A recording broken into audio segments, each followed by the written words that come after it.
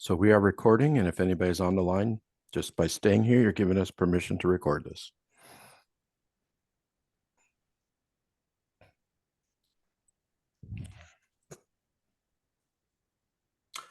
Okay, good morning, everyone. This is Jerry Muir. This is our second session for the VITA training at St. Killian's Church.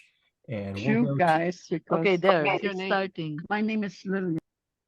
And we'll go to approximately 1 o'clock, and we'll have breaks approximately on the hour.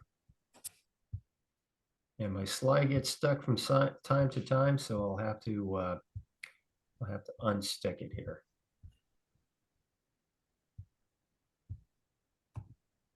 Okay, here are our objectives. We're going to go through welcome and introductions.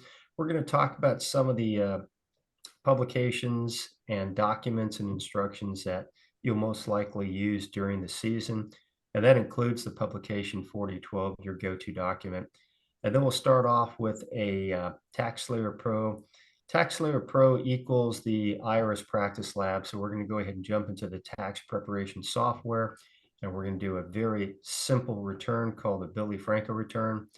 And then we'll get into some income topics, and then we'll jump into the Schedule A, which are the itemized deductions, the Schedule C, which is a sole proprietorship, and the Schedule D, which is used for a number of things to include capital gains and losses.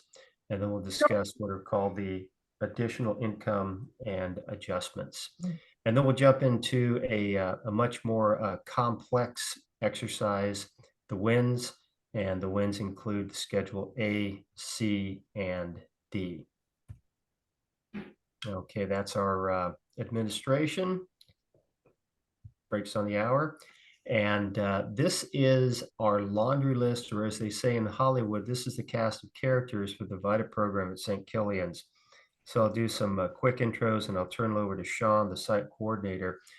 So when you hear Christine Gallardo, she is the IRS SPEC contact. SPEC is an acronym that stands for Stakeholder Partnership, Education, and Communications, but she's an IRS employee, and she helps administer the program in Orange County.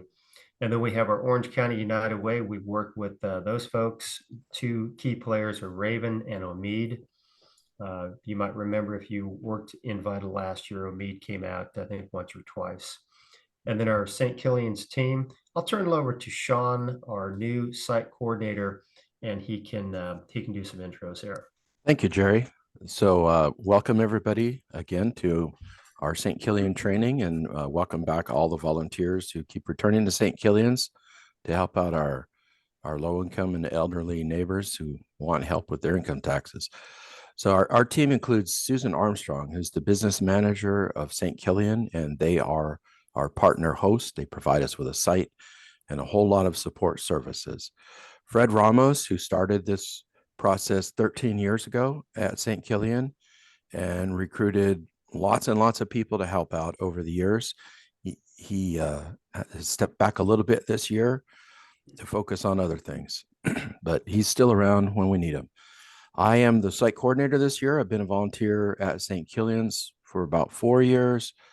I've been involved off and on with the VITA program since 1978, just because I like doing taxes.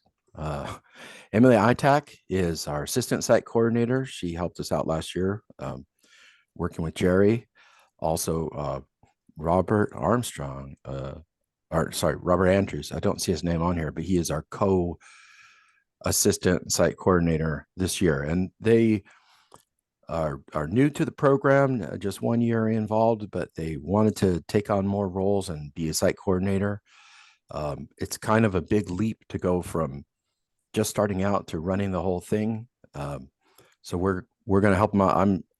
I'm helping both Emily and Robert become expert at the system so they can be site coordinators next year, maybe at our site or maybe another site. Mel Alfonte is another site coordinator. Mel's been involved with the program ever since the beginning at St. Killian's, and usually is our operational site coordinator on the ground in the field. He isn't going to be as involved this year as in the past because he has family that he needs to help out with health issues. Art Leoncio is our third assistant site coordinator, and Art will be helping us out a lot this year. Damian Thomas is taking over as site IT coordinator. For many years, Steve Loretta was doing it. Steve's extremely busy with the 3 or 4 businesses that he runs, and so he had to back out.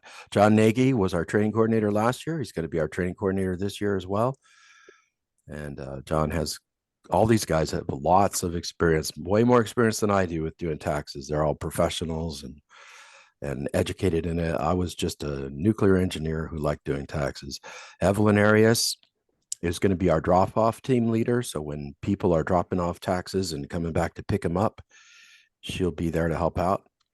And of course, Jerry Muir, who was site coordinator last year, is still going to be helping us out as our tax law instructor. And Jerry, are you going to be helping us with tax prep, or are you going to be at your own site this year? I will be assisting in a very modest role, Okay. but I won't be at the site each and every Saturday. Okay. Well, good to know, because we will like having you, and we're going to have a big celebration at the end this year. So hopefully you'll be able to go to that. Well, that's the whole team. And then of course our total of 62 volunteers so far this year. We're not going to name everyone. All right, very good. All right, so we'll go ahead and march on. So, and Robert, we'll try to get your name on the list by the next time we do our training. And just a quick aside, Robert Andrews, he was with the Coastline College VITA team last year. He did a great job.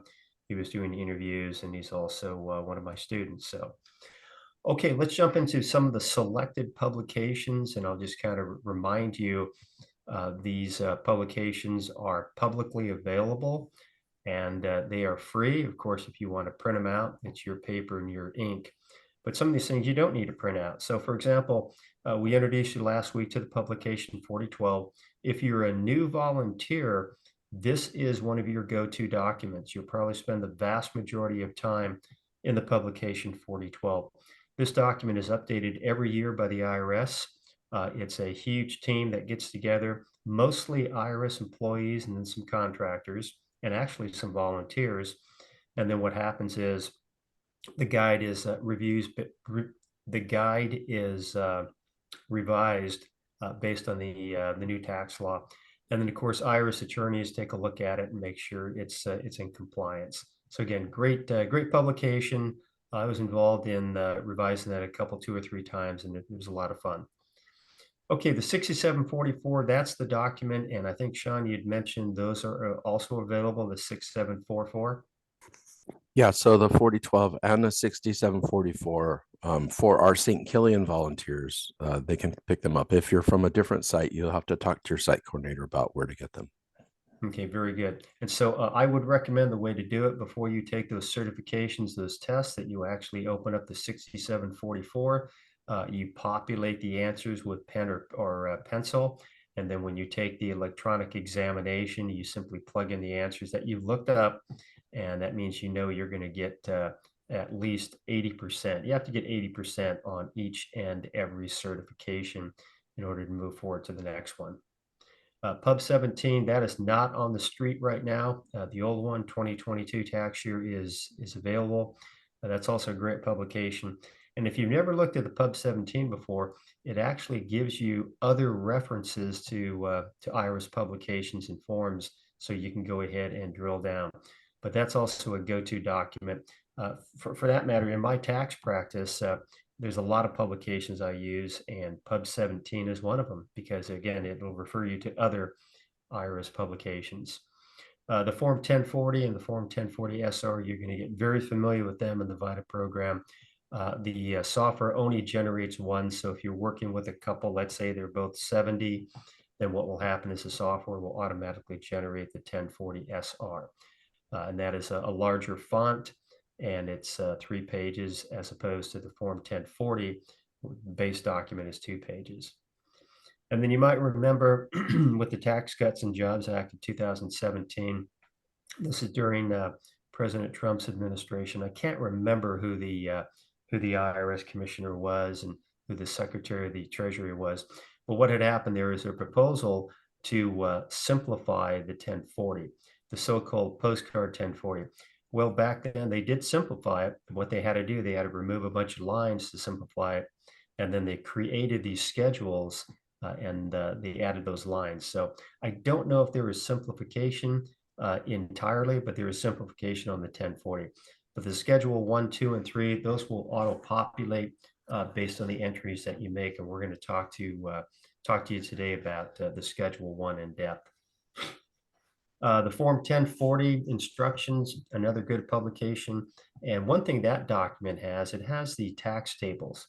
And I mentioned last week, sometimes people say, how do you know that the tax that has been shown by the program, the software, is correct?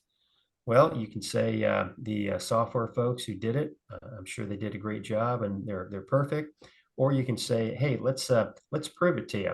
So you open up the instructions to the Form 1040, you show the taxpayer the tax tables based on the filing status and the taxable income, and it'll show the amount of the federal individual income tax.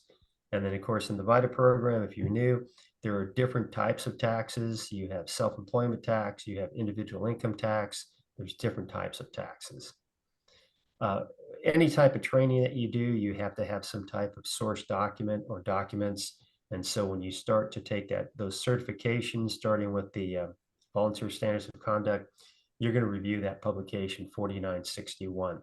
What I usually do is I usually look at the essentially the executive summary, the first couple pages. And yes, I've taken that test many times before, but you can read the entire document if you choose to, but you want to focus on the first couple pages. Most likely will give you the information that you need to be successful in that short ethics examination.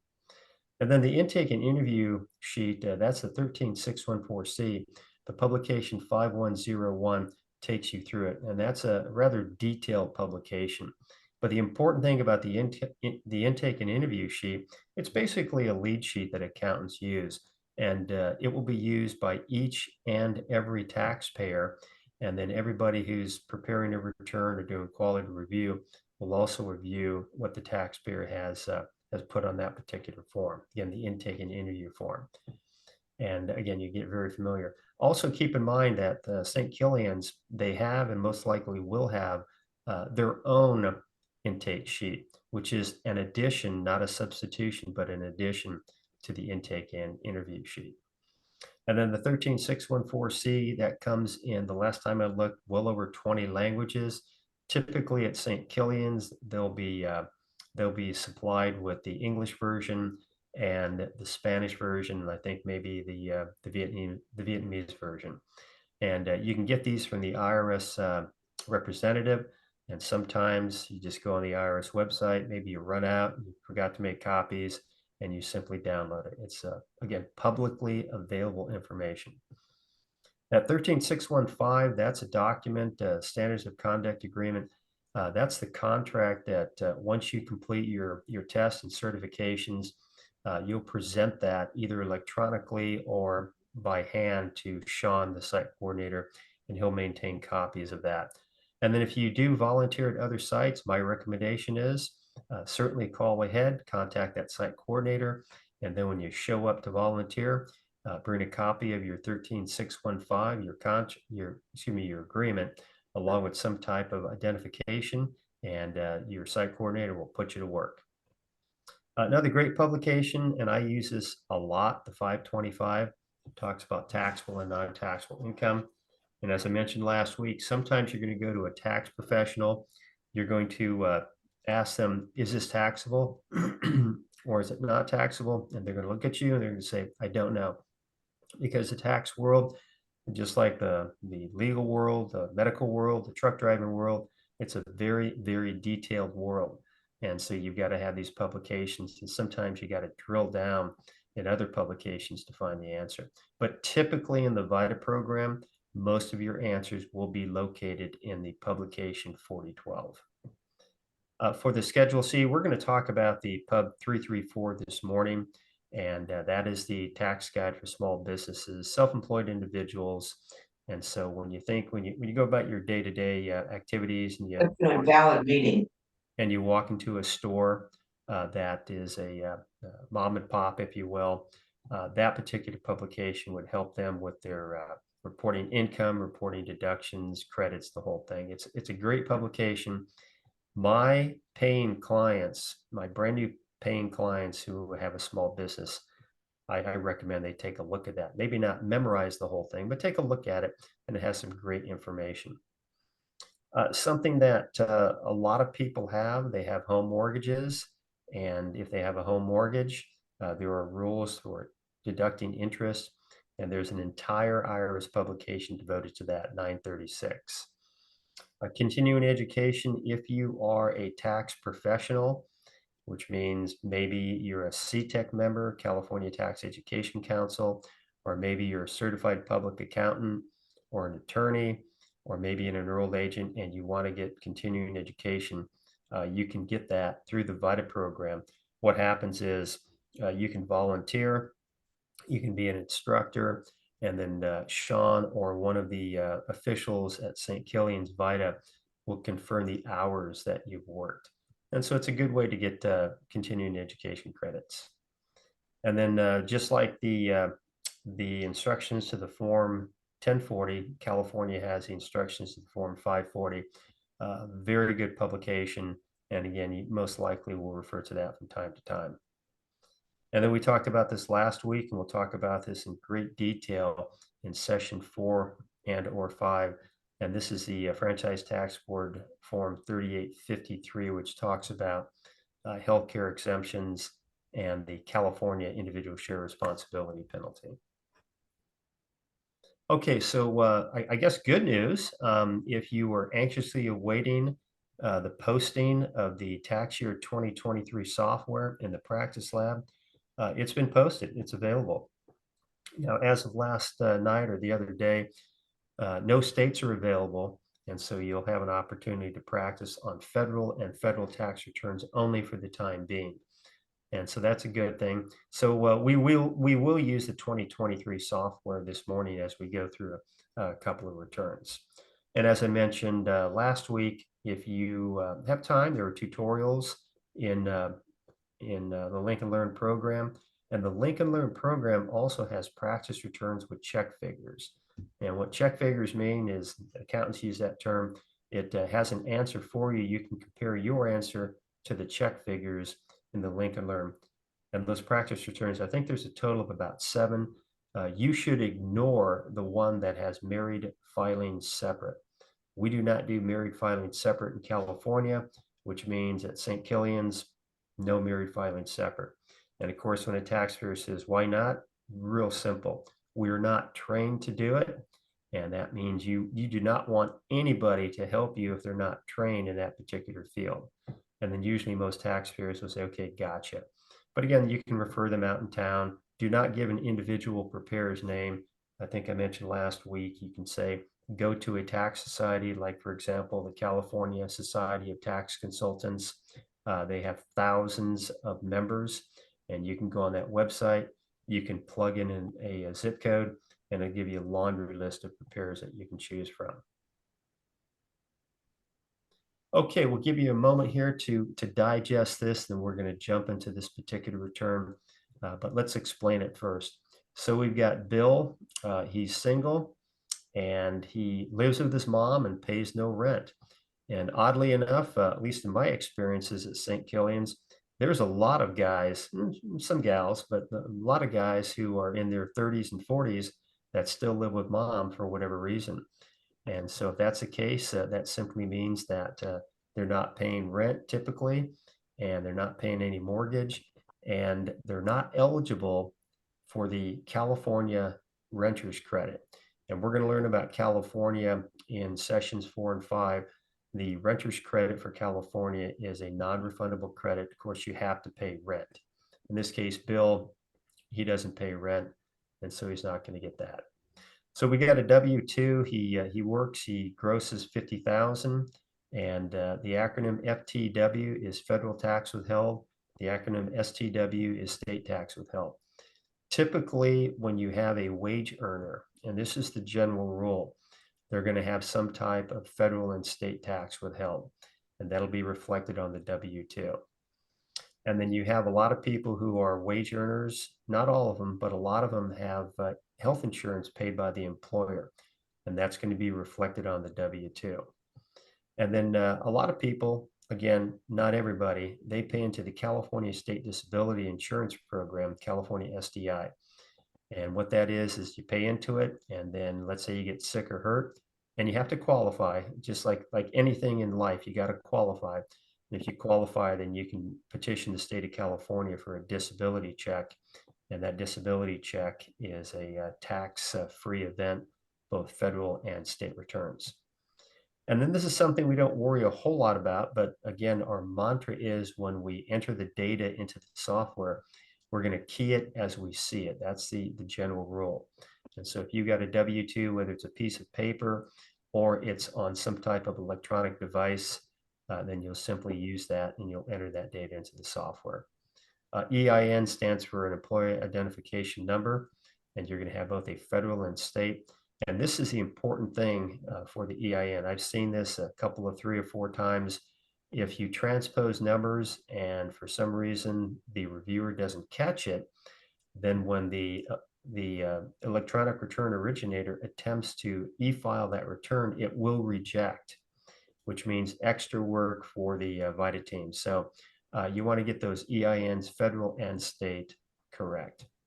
And then we have a little bit of interest income. And this is something that you'll see just about every return. Most people I know have a bank account, whether they got $5 in there or 500,000. And most people get a little bit of interest, maybe a couple bucks or maybe a couple $100. So typically you're going to have a 1099 INT. It might be embedded in a document that the bank gives the depositor. But the bottom line is you just got to remember whether it's $1 of interest or $1,000 of interest, it's going to be reported on the return. And then the EIN, banks have an EIN, which will be reflected on the 1099 INT. This is kind of a, well, I'll just tell you right now, well, we're going to jump into this in great detail in a later session. But when you're talking about someone attending school, and when you use the word school in the VITA program, usually for the purposes of a tax credit, you're talking about a higher education, which would be community college, would be a 4-year college, or graduate school, something like that. When you're going to a specialty school, and in this case, he's going to a real estate school, it simply means that this real estate school doesn't participate in the Department of Education grants and loan program. And so you have a lot of schools in the United States, but it doesn't mean all of those schools are going to be eligible for one of the credits that we know as the education credits. And so I'll just tell you right now, going to real estate school, good for you. But if that real estate school doesn't participate in the Department of Education grants and loans program, it simply means the taxpayer cannot take a tax credit for the tuition that they're paying for that school. And we're going to learn, although if you're a returning volunteer, you already know there's what is called the American Opportunity Tax Credit, and then we have the Lifetime Learning Credit. And that's for folks who are going to some type of college. So anyway, the information regarding the real estate school, you bump into that from time to time, and you'll say, good for you. But Congress has decided that that's not something that you're going to take a tax credit for. And so we don't need to address that. Okay, so I'll leave it up for just a moment, and hopefully you've got a copy of it. And what we're going to do, we're going to jump into the software. What if you come across, Jerry, can you hear me all right? I heard someone say, Jerry, say again. Can you hear me all right? I can hear you. Who is that? This is Clayton. Hi, Clayton. How you doing this morning? I'm doing all right. What if you come across a 1099 or a W-2 that does not have an EIN? Anything's possible. Anything's possible. I've seen that. Yep. Yeah, I have too. So what you want to do, you want to tell the taxpayer, in order for us to process your return, you're going to have to go back and you're going to have to talk to that entity, and you're going to have to get the EIN from that entity. And the entity that's issuing 1099s, they have an EIN. There's a workaround, and this is something that Sean would do. I certainly do this at my site. I'm a tax instructor, and so what I know is if someone has income and the income needs to go on the return, there's a place for it. And if I can't utilize the 1099 tab, then I'm going to use the other income tab. Because at the end of the day, if you've got income that needs to be reported, report it. Okay, so here we go. We're going to jump into the software. Sean, do you want me to jump into those chats, or do you want to check them and see if we need to address them? Are you with us, Sean? Sorry, I was muted. Yeah, so one person was having trouble hearing, and Damien said if you can't hear the voice, just restart, and I believe that solved the problem. Okay, all right, very good. So what we're going to do now, we're going to go into the tax preparation software. If I can find what I need to find. If I There was can't. also a question about what will the St. Killian intake sheet contain? Sean, do you want to address that? I can always Yeah, talk so about the one we had last year. it's primarily just California specific information and just reminders on things where we have had a lot of trouble in the past with people overlooking something on the regular intake interview. We're just stressing, the need to actually look at somebody's ID and social security and specifying what forms of documents are allowed to be used for that.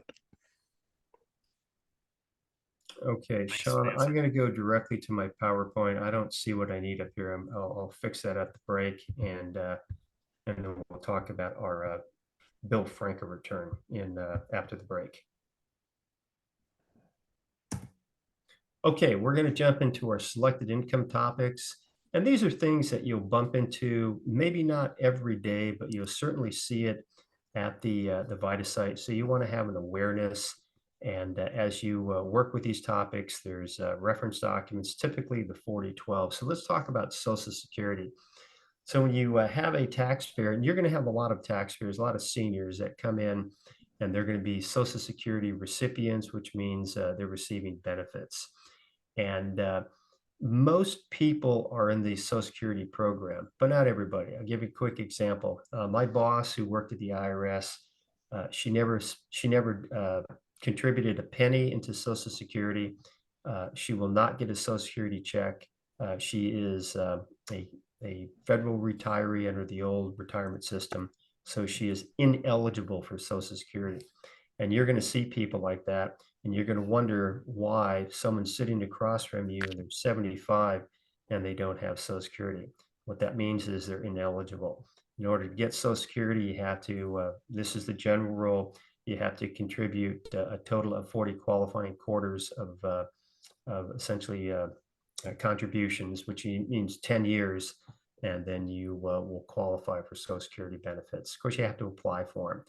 So what happens is Social Security will issue the recipient a information return, the SSA 1099, and it has information on it pertaining to their benefits, and it also has information pertaining to any type of Medicare premiums that they're paying. Now, I've looked this up a couple times, and I do not, I'm not aware of any federal law that requires someone to go on Medicare. People go on Medicare because the price is right. I know of a couple people who've never been on Medicare and they never will go on Medicare. And so you may bump into that. But typically on your SSA 1099, you have Social Security benefits and you're also going to have that Medicare payment. And once you enter that into the software, that Medicare premium, that health insurance premium, if you will, that is part of health insurance, and that'll roll over to the Schedule A as an alpha. And there's a great publication. It's pretty detailed. It talks about Social Security, and that's the IRS publication 915. And it also talks about railroad retirement benefits. And so when you look at railroad retirement benefits, they're essentially like Social Security. But what happened is the railroads, for whatever reason, they decided to have their own system. The government said you can have your own retirement system. And again, it's equivalent to Social Security. So you may see some railroad retirement benefit documents. And again, same thing as Social Security. But that 915 does a really good job. And then this is something you'll bump into once in a while. And when you do, you've got to pause and you've got to review your 4012. You may have to jump into the publication 915, and these are lump sum payments. So I'll give you an example. A couple of years ago, we had a VITA client. For some reason, she did not apply for Social Security. And then when she finally did, she was eligible for 3 or 4 years all at one time. And that would be a lump sum payment. Well, that's taxed differently than just a regular payment. And so get into the worksheets, get into your publication 4012, certainly ask your questions, and then utilize those worksheets to determine the amount that's going to be taxed. And when you open up that software, you're going to see the various tabs. So just follow the worksheets, follow the publication 4012 for lump sum payments. And again, it doesn't happen very often, but you'll see it from time to time. Another thing that you're going to see a lot of is retirement. You have individuals typically in their 60s and 70s, but you might have someone who's a little bit younger than that. I knew of someone who retired with a retirement check from the federal government at age 48. And so again, typically it's in 60s and 70s, but it might be younger. So here's a document you'll see a lot of, and this is a 1099-R is in Romeo. And this has a very long name. So this would be mostly from pensions. It might be a individual retirement arrangement distribution. It might be a 401k distribution. It might be an annuity. We don't see a lot of annuities in VITA. But again, this document, you're going to utilize this. You make your entries in the software. And then this is something we're going to go over in detail during our third session. And this is what is called the basis in a pension. You don't see it very often, but when you do, what that means is an individual during their working years, they've contributed to their pension. And so if they've contributed to their pension, when they receive a distribution, that means they're recovering part of their cost or basis in their pension. That recovery is a non-taxable event. Or stated differently, a portion of their distribution will not be subject to taxation. And the document that you're going to use, or the portion of the software you're going to use, is called the simplified method. And that's described in detail on Delta 46 and 47 in the publication 4012. And all it means is you're going to follow the tabs. You're going to enter the age of the individual. If they're married, you're going to combine the ages. You're going to answer the questions. You're going to describe when the pension was paid off, or paid, I should say, started to be paid in tax year 2023. So you just answer the questions. And again, we're going to go through an example because you will most likely see a couple of those during your time as a VITA volunteer. And I recall at St. Killian's, we had a couple of people that we went through that for them. But again, think of someone who has basis in their pension. So I'll give you an example of someone who doesn't have basis in their pension.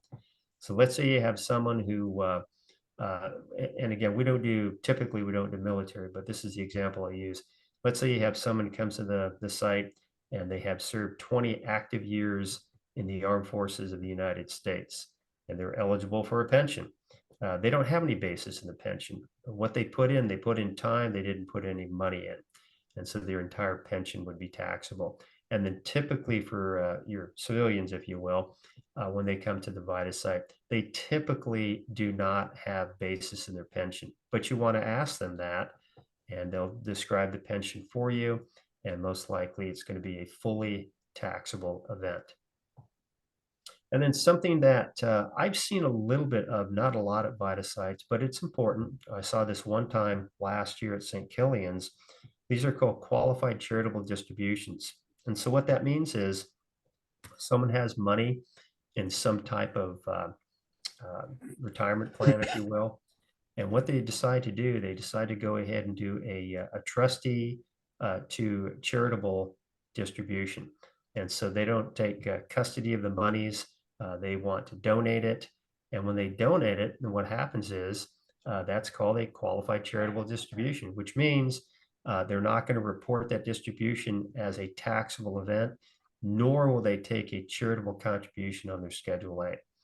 And again, you'll see that from time to time. There's certain rules that have to be met, and that's described in detail on page Delta 42.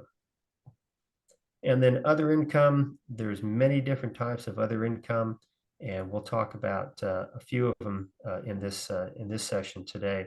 One of them is cancellation of debt, and you do see this, and there's various reasons for it. But when you talk about cancellation, think of your credit card. And just about everybody I know either has a credit card or had a credit card at one time. So they know the concept of a credit card. And then what happens is they charge it up, they buy stuff, they pay for services, and they get to a point in their life they're either unable or unwilling to pay their credit card. And then what happens is the credit card corporation will send nasty grams to the individual and say, hey, you owe us money. And the individual either ignores it or says, yeah, I can't pay you. And what happens is the corporation sends the taxpayer 1099-C, which is cancellation of debt, which means the corporation discharges that debt on their corporate return. And now the taxpayer is left with the possibility, the strong possibility, that this is a taxable event. And a lot of people, well, quite frankly, they don't understand the concept. They go, well, why am I paying taxes? Google, what time is it? Because my credit card was canceled. It's 9:36 a.m. Go on mute if you would. Thank you. And so what you have is you tell the individual, you had your credit card, you were economically enriched, which means you received goods and services that you didn't pay for. That's economic enrichment. And Congress has made a decision. This is the general rule. There are exceptions. The general rule, that's a taxable event, which means you'd report that in your software and you would pay income tax on that cancellation. Now, there's two times when the cancellation is not taxable. And these are both out of scope. So you can tell the individual, hey, this is out of scope, we can't help you. That's when the debt, i.e. the credit card debt, is discharged by a federal judge in U.S. bankruptcy court. And the other one is when you are insolvent. And insolvent means you have negative net worth before the discharge or the cancellation of debt. And so if someone comes into the VITA site and they meet one of those exceptions, we can't help them out. We can explain the basics. We can show the information in the 4012. They're simply going to have to go out in town and find a practitioner to help them out. But generally, you're going to have people who will show up. They'll say, I've got this 1099-C. What do I do? You ask some questions about, did you go to bankruptcy court? Are you insolvent? And then if not, okay, then we can help you out. This is another one that we've seen this over the years. It's called the qualified principal residence indebtedness, and that's described in the page EXT3 of the publication 4012. And so what happens is you might have someone who has cancellation of debt on their primary residence. And so this takes a little bit of work, but there are some go-to information returns, the 1099-A. This is when someone, and you have this, you have individuals who abandon their property. You have the 1099-C where you have that cancellation of debt. And so the principal residence indebtedness is described in detail in the publication 4681. We've helped people in the VITA program, but typically you don't see that very often. But when you do, 4681 is your go-to document. And it says in the instructions that people will be issued a 1099-C or 1099-A. Sometimes the financial institution will goof it up and they'll issue one or the other. But again, 4681 is how you go through that to determine what needs to be done. Okay, a couple other things that we see a lot of in the VITA program. We see prizes and awards. And so when people ask me, Jerry, I've got a prize, I've got an award, is it taxable? And the answer that I give them, it depends. What's the nature of the prize? What's the nature of the award? Give me the details. And I'm a curious guy, and I know from experience that not all prizes are taxable and not all awards are taxable. And so you got to get into the details. Generally, what you're going to see when someone has a prize or an award at the VITA site it's a taxable event. But again, follow up, ask them the question. And typically what will happen now, what I throw that in there, that IRC section 61, I'm not trying to make you a expert tax person, but what that code section says, it says that everything's included in gross income unless otherwise excluded. And so what that means is when somebody comes to me and says, hey, I've got this income, is this included in tax? And thinking, well, yeah, generally it is, unless there's an exclusion. So for example, in fact, I got this yesterday from a practitioner, a tax practitioner. The practitioner asked me, Jerry, I've got a client who received a gift. I said, okay, well, what that means is it is income, but because they're the recipient of the gift, it is non-taxable income. And that's one of those exclusions that we talk about. When you borrow money, people think when you borrow money, there's a tax consequence. Well, if you don't pay it back, there might be. But if you borrow money, there's no tax consequence. You can borrow $100 or $100 million. There's no tax consequences to borrowing money.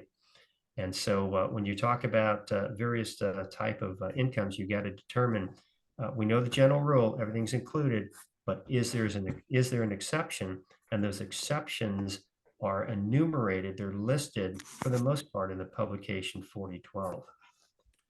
This is another document that people get, the 1099 MISC. Jerry? Go ahead. There's a question in the chat. I don't know if you are ready for questions yet. Throw it at me. So it's if an individual has a qualified charitable distribution, I understand the income is not taxable, but counts for RMD. Are they able to count as part of their charity donations on their return? No. When you take a qualified charitable deduction, it's not considered part of income, and you cannot take a deduction to a qualified charitable organization on your Schedule A. Okay, thanks. Okay, that it? That was it. All right, great, thanks. Okay, and so a lot of times you're going to have people will come to you with these are called information returns, and one is a 1099 MISC, miscellaneous income. And what they'll do, they'll say, hey, I got this from whatever entity, and you look at it, and then it's going to beg the question, okay, what is this for? And typically when people receive money, they know where it's coming from. It might come from a court settlement. It might come from some type of income they had. But when you get the 1099 MISC, you have to determine if it's a taxable event. Your Pub 4012 will help you out. And then you also want to determine if it's self-employment income, because when you have self-employment income, it means that you're going to report that on the Schedule C as in Charlie, and you are going to pay self-employment tax if your net income is over $400. And so those are things you want to ask. And then another thing about fair market value, this is something that I've seen a number of times. I'll tell you the story. So here's the story. One time I was with my buddy. We're sitting around and we're drinking beer, watching TV, and his wife comes home. And she announces that she won a big screen TV at work. And so, great, fantastic. And then she asked me, hey, Jerry, how do I report this on my return? I said, well, you have a choice. You can report the amount that's reflected on the 1099 MISC that your company gave you, which would be like the retail value. Or you can jump on the phone or jump online or jump in the newspaper to determine what the same make and model is selling for today. And so she did that, and she goes, well, it's less than the 1099 MISC. I said, okay, then what you can do on your tax return, you can report fair market value. And she goes, well, will I get a letter from the IRS? I said, you may. And if you do, you just say, IRS, I reported fair market value. And that's the only requirement. If you don't want to report fair market value, you can generally report the higher of, which would be the amount stated on the 1099 MISC. And so you may see that, and you can explain to them, have you done any research to determine fair market value? We had an individual win a car one time, and not a VITA return, but another return. And the fair market value of the car was about $70,000, and the 1099 MISC showed about $80,000. And so the delta there is $10,000. And when you do the math, that's real money. So the taxpayer nonetheless reported the fair market value on their return. So you may see that. Question on that. Should they probably do some backup, get some copies of sales in the internet or something like that so that Yeah, you want to do that. And thankfully, although you have to be a little discerning, thankfully in this day and age, the internet has a lot of information. So you can just go on there and say, what is what is a Ford, I don't know, a Ford truck cost, brand new 2023 Ford truck, with these options on it, this make and model. And then you'll probably get 12 or 13 different reports. You can archive that. And then if that's less than the amount shown in the 1099 MISC, report the fair market value. Okay, and then next, jury pay.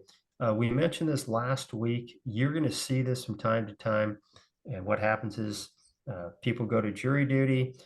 There's a very modest payment they make. I'm not even sure what it is anymore. Last time I looked, it was like 20 bucks a day. It might be a little bit more, it might be a little bit less. So what happens, you receive that jury duty pay.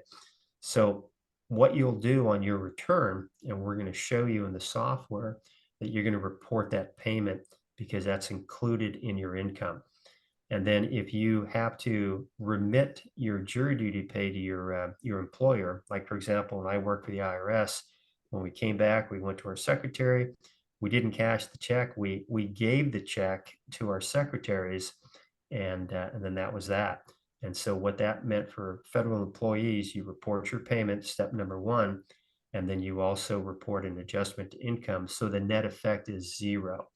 And so you're going to see that from time to time. If you have someone who receives jury duty pay and there's no requirement to give them to their employer, they stick it in their pocket or they cash the check, then that's a taxable event. You're going to report that on your tax return. Okay, this is something that you'll see a little bit of, and you want to be careful with this. You have what are called, and I'll set this up. You have individuals who are a partner in a partnership, or you have individuals who are shareholders in a corporation. And typically that's what you're going to see. So if you're a partner in a partnership or a shareholder in a what is called an 1120S, which usually is a smaller corporation, you're going to be issued a Schedule K1. You're not going to prepare the 1065 or the 1120S. Someone else will. But as the partner or shareholder, you're going to get the K1. And the K1 has the pro rata share of income, certain income items. These income items are going to be listed on the K1. And then what the VITA person is going to do is they're going to open up the K1 tab in the software, and they're going to populate certain sections, which are in scope. If you look in your publication 4012 on Delta 60, page Delta 60, there's a lot of things that are out of scope. And this is my recommendation. When it says out of scope, stick with that and just tell the taxpayer, this is out of scope, we cannot help you. And again, it'll beg the question, well, where can I get help? Well, you can't get the help here, but you can go out in town, you can find yourself a paid practitioner. We don't do this. We're not trained to do this. And so you can see the short laundry list of items that will appear on the K1 from a partnership or a S corporation that is within scope in the VITA program. And so you simply pluck those items off the K1, you enter it into the software, and then you're good to go. Okay, we're going to get into a little bit more detail here. So let me look at the clock. Okay, we still have some time. So now what we're going to do, we're going to talk about the Schedule A as an alpha. And then after the break, we're going to jump into the Franco return, and then we're going to jump into the Win return later, which has a Schedule A. So when you're talking about the Schedule A, this is an itemized list, which Congress has come up with the various items that appear in the Schedule A. And then if you remember right at about 5 years ago, in December of 2017, there was major tax legislation called the Tax Cuts and Jobs Act. And what that did, Congress took away or remove portions of the what are called miscellaneous itemized deductions. So the things that you may remember from 10 years ago, they have been suspended. They're not going to be allowed in 2023. They may be resurrected, but for 2023, they don't exist. But the things that do exist is medical and dental expenses. And when you think about this, a lot of people have medical expenses, whether they're young or old. And this is what you want to kind of commit to memory or look in your Pub 4012, out-of-pocket expenses. So for example, I've got health insurance and it's very, very inexpensive health insurance. And so I pay my very small health insurance premiums every year, which are out of pocket. And so that can go on my Schedule A as an alpha. And there's various ways to pay your premiums. You can write a check. It can come directly out of your paycheck, however you do it. But the bottom line is if you're paying insurance premiums, that's out-of-pocket medical expenses. It goes on the Schedule A as alpha. And then there's a laundry list, and your Pub 4012 talks about the laundry list of those items, that medical items that are either deductible or non-deductible. And so we'll talk about some of them. And so you might have heard of Medicare. If you're on Medicare, you know all about it. If you're a youngster, let's say you're 30 or 40, you probably don't know anything about it. But individuals who pay Medicare, and that's called Medicare Part D, that's out of pocket because it's deducted automatically from the Social Security check, and that's an insurance premium. Let's say you purchase eyeglasses. Like my wife went to the eye doctor the other day, and if she purchased eyeglasses out of pocket, that's a medical expense. You have a lot of people with hearing aids, both young and old, and that's something that's also, if you pay for it, then that is an out-of-pocket medical expense. Now, if someone else pays for it, like I got a buddy, the Veterans Administration, they pay for his hearing aids, so he does not have out-of-pocket expenses. And then other things, you might have someone who's a senior, who's has a nurse, maybe they have an in-home nurse or a visiting nurse. Those would be out-of-pocket medical expenses. And then this is something you don't see very often, but when you do, then you realize, hey, wait a second, that's an out-of-pocket medical expense. You have guide dogs for typically visually impaired individuals. And of course, those dogs have to eat, and those dogs require veterinarian services. And so those are out of pocket, again, if the individual is paying out of pocket. So those are some examples of deductible expenses. You also have prescription medication. Now, of course, if you buy vitamins, you go to the store and you buy multivitamins, that is not a medical expense. But let's say you're prescribed medication and you fill that medication prescription, you pay your $20 copay out of pocket, then of course that's something that goes into your medical and dental expenses. And then in your Pub 4012, again, there's many other things. Like for example, some people pay for funeral services for their adult daughter or son who's passed, and that is not a medical expense on a Form 1040 Schedule A. And then things that are not deductible examples would include teeth whitening, maternity clothes, cosmetic surgery. And you don't see a lot of people with cosmetic surgery that come to the VITA site, but when they do, if this is something that they do and it's elective surgery, if you will, that's not going to be deductible. But let's say you have someone who has some type of cancer and they have surgery to reconstruct, that would be a deductible expense. And so I would encourage you to, your starting point would be the 4012 page Foxtrot 5, and that'll give you a very long list of what's deductible and what's not deductible. Jerry, just a clarification out of the chat. Tom Griffith pointed out that if you're paying your insurance premiums using pre-tax dollars, then they don't count as out-of-pocket expenses. Good point. Good point. Okay, next on the Schedule A as an alpha, you have state and local taxes. And when you hear the term state and local taxes, if you are a wage earner, chances are you have state tax withheld from your paycheck. And if you have state tax withheld, then what that means is that goes into all of the payments So when you enter the data in the software from the W-2, it'll roll over to the form, I stand corrected, roll over to the schedule A as an alpha. And then if you were making estimated tax payments for the state of California, then that would also be part of that state and local tax paid.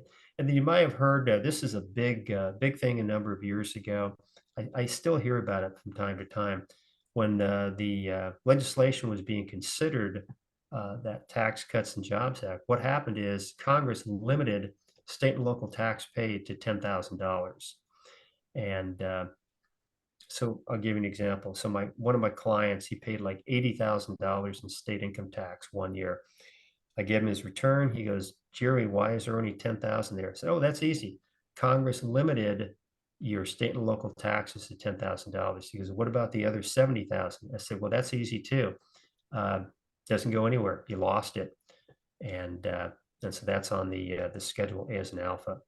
And so there's another thing, and it's described in your 4012. If the taxpayer doesn't want to take state and local tax paid, the other option is, and that's why the word or is there, they can take what is called a sales tax deduction.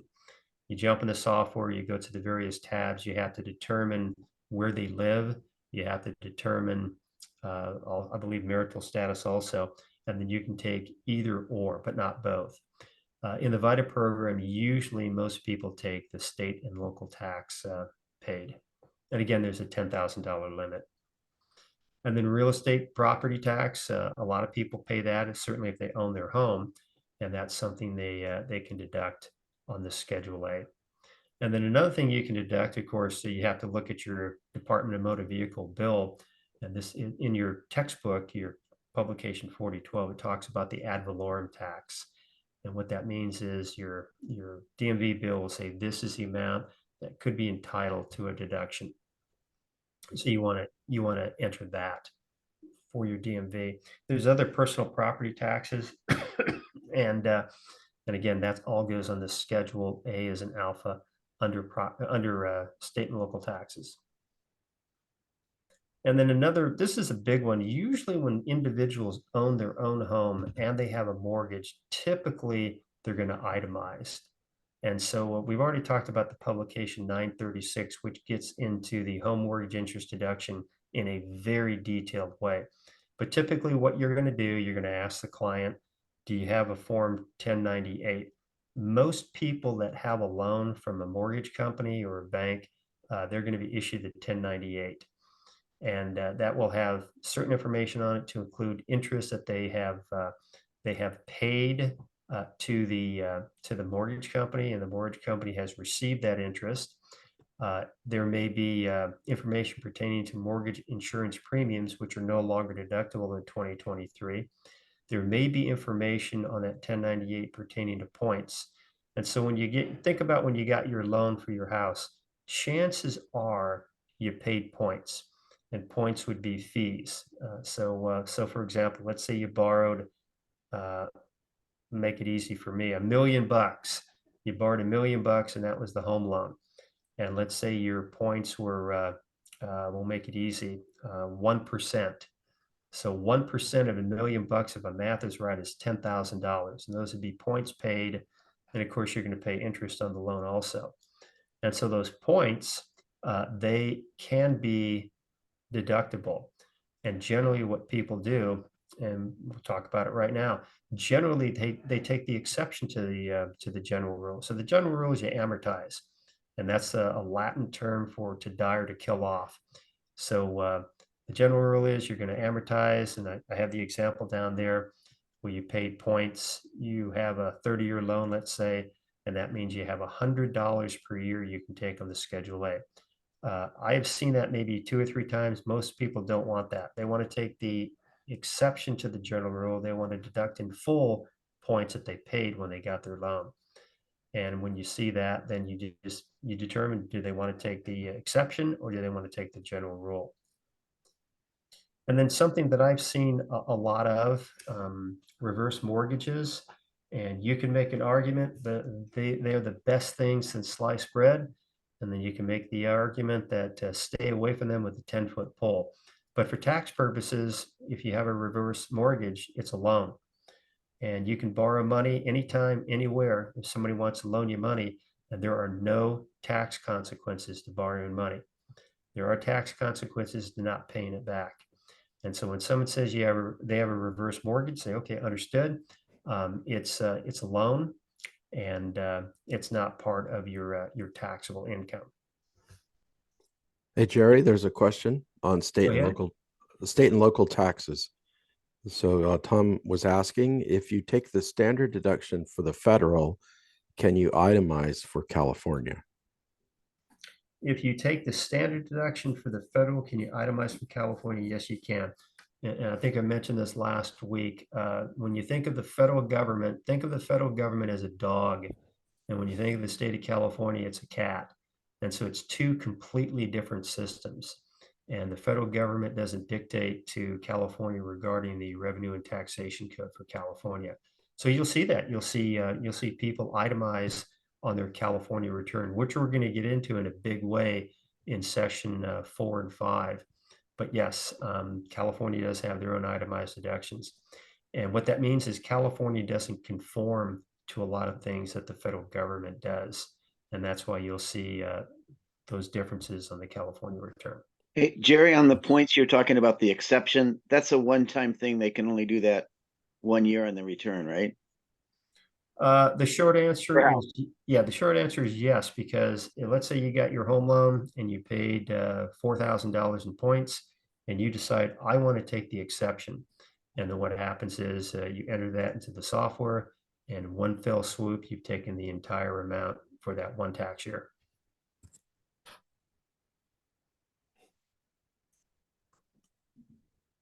All right. Hey, Sean, I've got 10:02.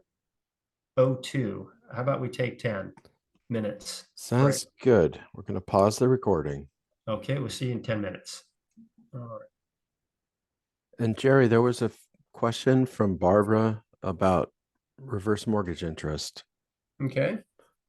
Jerry, you know, a couple of years ago, we had a client come in with a 1099 mortgage interest from a reverse mortgage that they moved out, and ended up with an astronomical amount of interest. I can't remember what it was, $20,000, $30,000. If you were to have received that, would you have counted that as mortgage interest? Let me see if I understand your question. So the individual had a reverse mortgage, and they moved out of their home, and then they received a 1098 from the mortgage company, Right.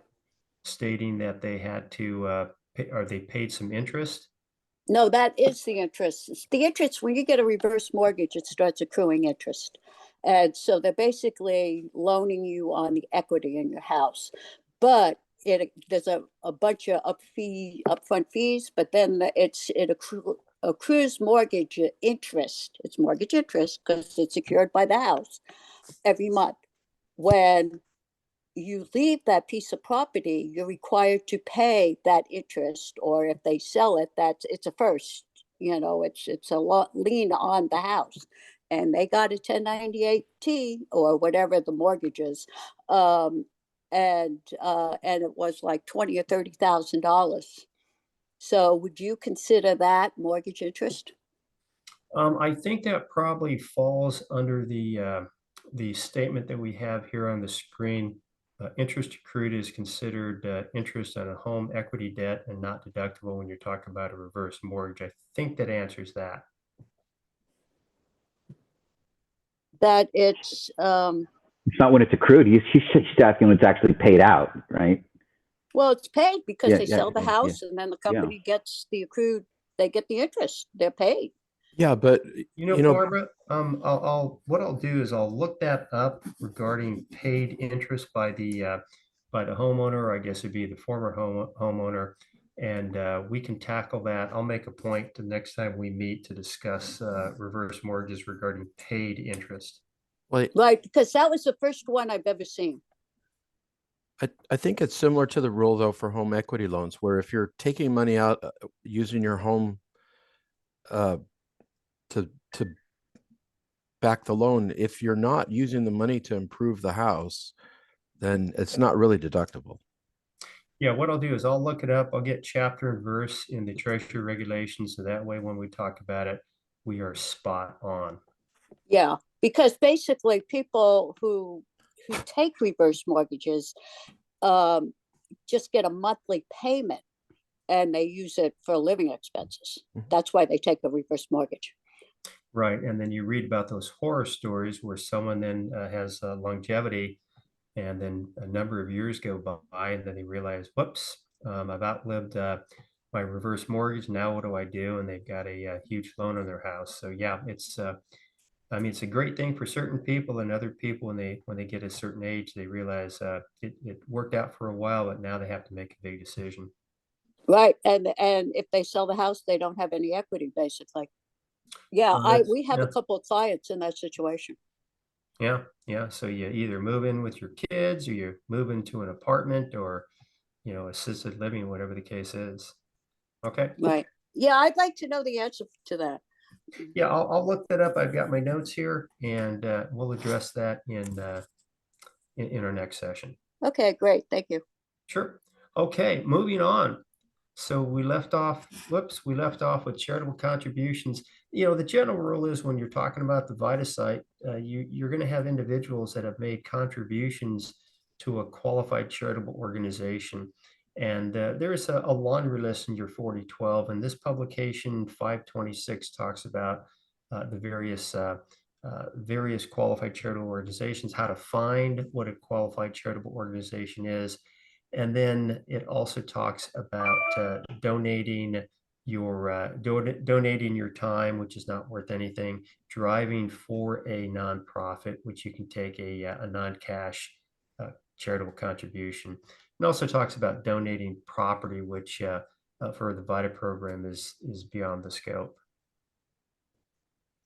Okay, so this is a tool that you probably won't spend a lot of time with, but if you're confronted with someone who's donated monies and they make a representation that it is a qualified charitable organization and it just doesn't look right, and you don't have a nonprofit number, a tax ID number, what you can do is you can jump into the IRS website. It's called the Tax Exempt Organizational Search Tool. And I don't know how many nonprofits exist, but there are probably tens of thousands that exist. And I think I told the story last year. I was assisting a taxpayer at our site, and she had donated $8,000 to what she thought was a qualified charitable organization. And so we did the deep dive, took a little bit of time, and we realized, nope, it's an organization. They may call themselves a charitable organization, but for tax purposes, it's not a qualified charitable organization. In order to be qualified, you've got to fill out some forms. You've got to send them to the IRS. IRS has got to approve it, and then you become a tax exempt organization. And most of the time, that's not going to be an issue. But if it does become an issue, this is how you can find out the name of the organization, whether or not they're exempt.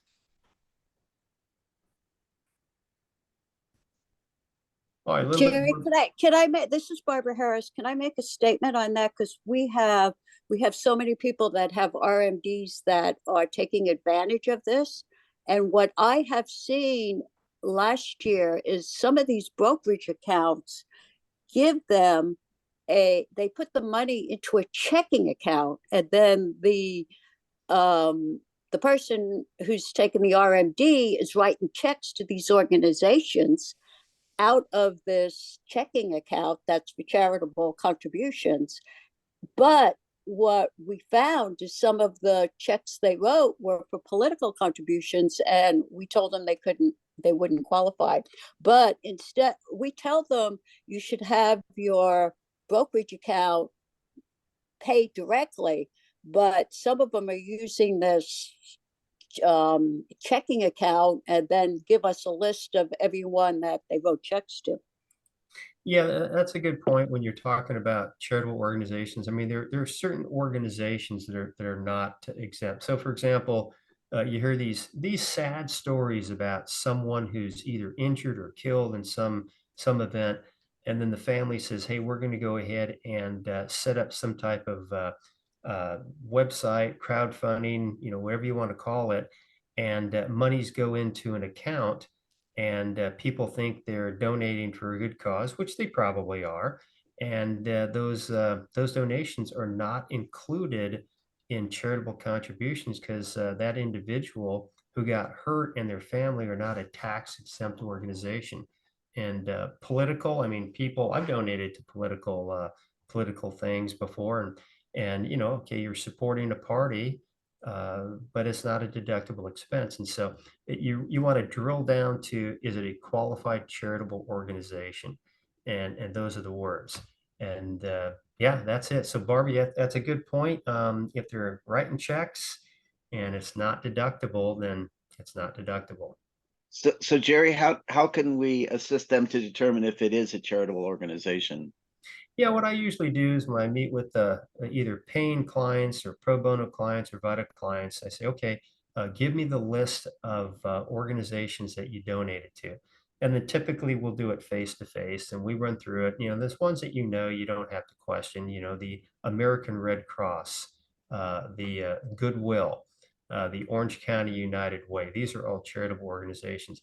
But that tool, that tax exempt organizational search tool, when you drill down on that and you provide the full and complete name of the organization, it's going to show you, it being the IRS website, it's going to show you whether or not it's exempt.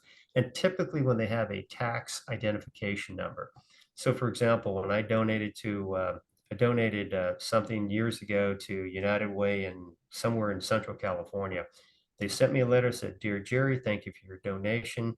And at the very bottom of the letter, it had the full name of the organization. It had the address, all the contact information, and the tax identification number, because these charitable organizations have to have a tax identification number. All right, moving on. And so when you're talking about your non-cash contributions, I think I gave you the example where I work with a nonprofit and I drive for the nonprofit and I am not reimbursed. And that's a question you want to ask. If they're driving for the nonprofit, do they receive reimbursement? And if they do, does it take care of all of their expenses? And if it doesn't, then they may have a non-cash contribution. So they'll have some type of logbook for the miles that they drove. And then if you have a non-cash contribution, i.e. you're donating books, clothing, appliances, electronic devices, that's going to be outside of the scope. You'll have to go to a paid practitioner, and the paid practitioner then will ask you a whole bunch of questions and determine the amount of your non-cash contribution. Right now, you're talking about a 60% AGI limitation for cash gifts. This is not an issue. When it was 50%, that was not an issue. I've only seen it one time in the many, many years that I've been in the tax world where someone gave more than the AGI limitation. That was a guy donated to some type of Buddhist temple, 60 or 70% of his income. You're not going to see that. Most people donate 5%. In fact, most people don't donate anything, but maybe 5 or 10%. So that's usually not an issue. And then again, if you're driving for charitable work, and a lot of people do, then you've got that 14 cents per mile. And if people say, well, it cost me more than 14 cents per mile, okay, Congress has come up with 14 cents a mile, and that's what you're stuck with right now. And then if you have parking and tolls related to that charitable work, and if you're in Southern California, there's a lot of toll roads. And if you're in certain parts of Southern California, there's parking where you're paying for, and if it's related to that charitable work, you can take that as a deduction on your return. Jerry, just a deeper dive on that. Driving to and from the charity before you're actually doing the work at the charity, does that qualify? Well, facts and circumstances. If you're driving, like for example, I drive to my charity, I receive my assignment, Jerry, go over here, do this. Okay. And then I jump in my car and I drive over to the other place and I do the work. And so, yes, driving to the charity essentially to receive your assignment, that would be part of the charitable miles. Well, here's the example. I live in Huntington Harbor. So when I drive down to St. Killian's, which is a 40-minute drive, about 25 miles, does that qualify as that deduction? Now, when you drive down to St. Killian's, what is the purpose? What are the facts? To do the volunteer tax prep for people. Oh, yeah, At the site at St. Killian, at least that's my understanding. yeah. So VITA, if you're driving for VITA, then that's part of the charitable work. Okay. So you want to keep a logbook, if you will. Okay, let's go to, now this gets real busy, but we're gonna drive the point home, as they say.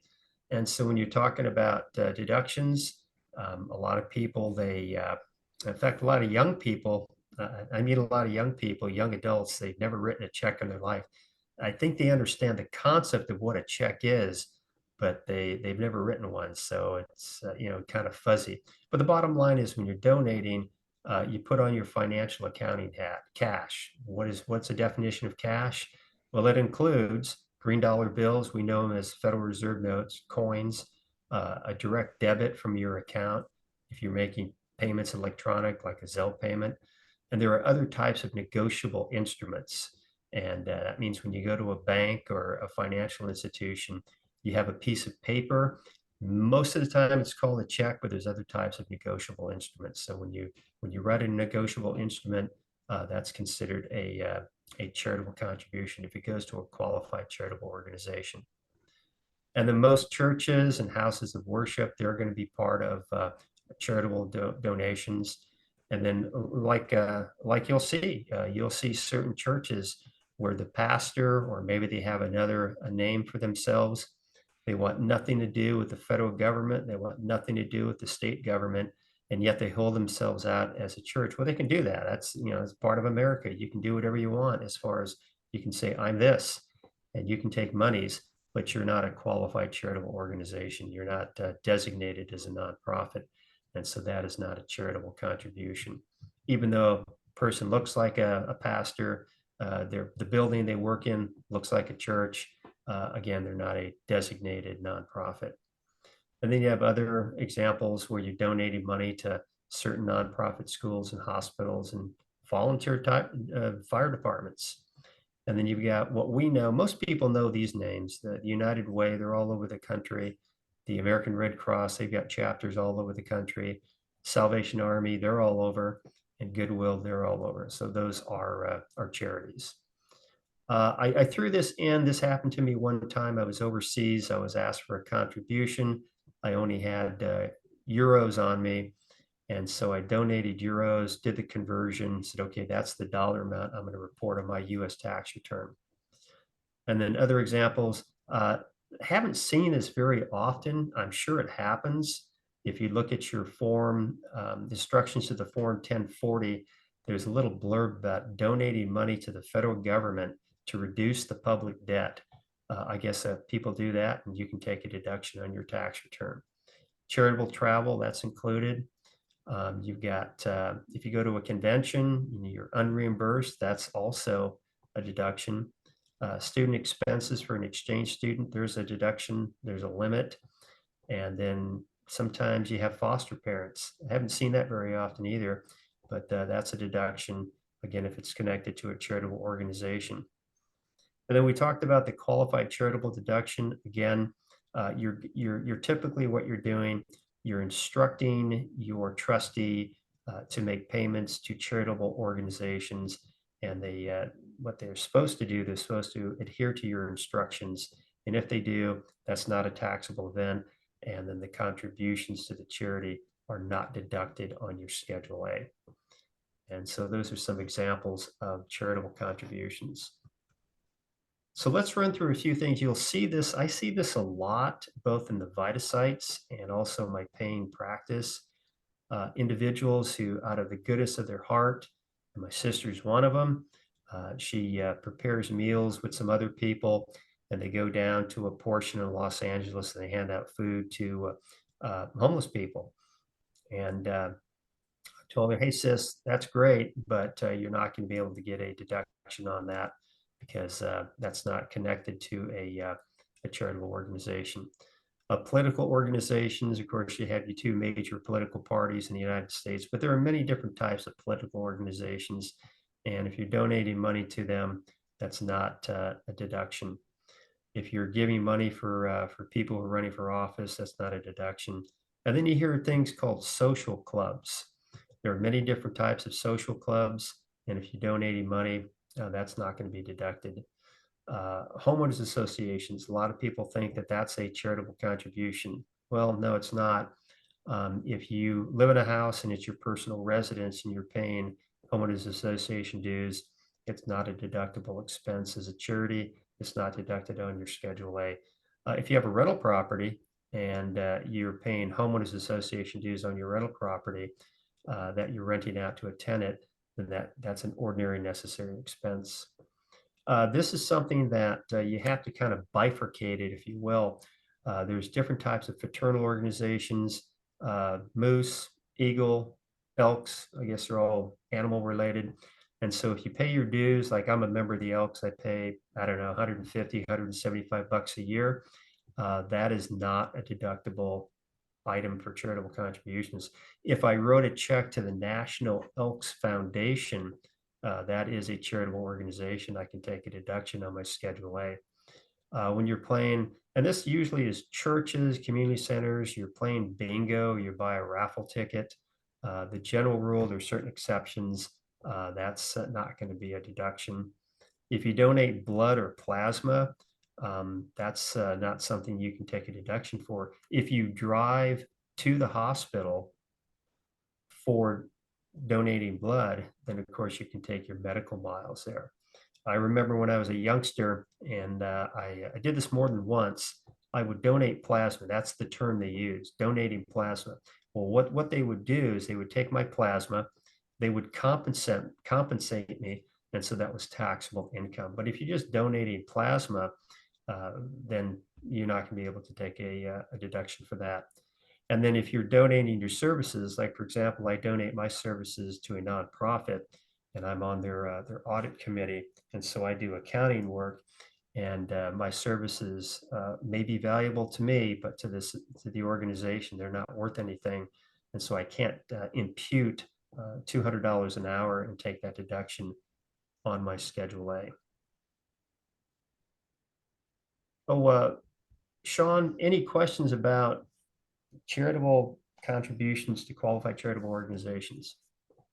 No, there was something in the chat that was just a clarification of the issue about if somebody did the RMD directly dispersed to a checking or to a charity, that's advantageous. But if you have your broker send them to a checking account, you're just asking for trouble because now you have to declare that as income and deduct each line item. Yeah, I guess the only thing I would say there is, and I recognize, there are lazy people all over the place. But if you have a contract with your trustee or your broker, and they have a fiduciary responsibility to you because you're paying them, and if you issue a legal order to them, then the bottom line is they should execute that legal order. Which means if you tell them donate all this money in my plan to these various charities, then the broker should do it because again, you're paying them and they should do the right thing. But unfortunately, in the world that we live in, there's a lot of people who don't do the right thing. Okay, so now we do have an interesting question that I have no idea what the answer is. So hopefully you do, Jerry. That's that too. Bob Rosen says he participated in a research trial at UCI and was compensated for his time. Does that count as taxable income? What are the facts? He was like a medical guinea pig. Yes. Yeah. The general rule, now of course there's exceptions, just like I mentioned before. The general rule for wage earners who are issued a W-2, they have to report that on their federal and state returns. Well, there's exceptions to that. Certain people who receive W-2 income do not report it on a tax return. But the general rule is if you're a medical guinea pig and you go there and they poke and prod you, and then they give you $1,000 for your services because you are providing services.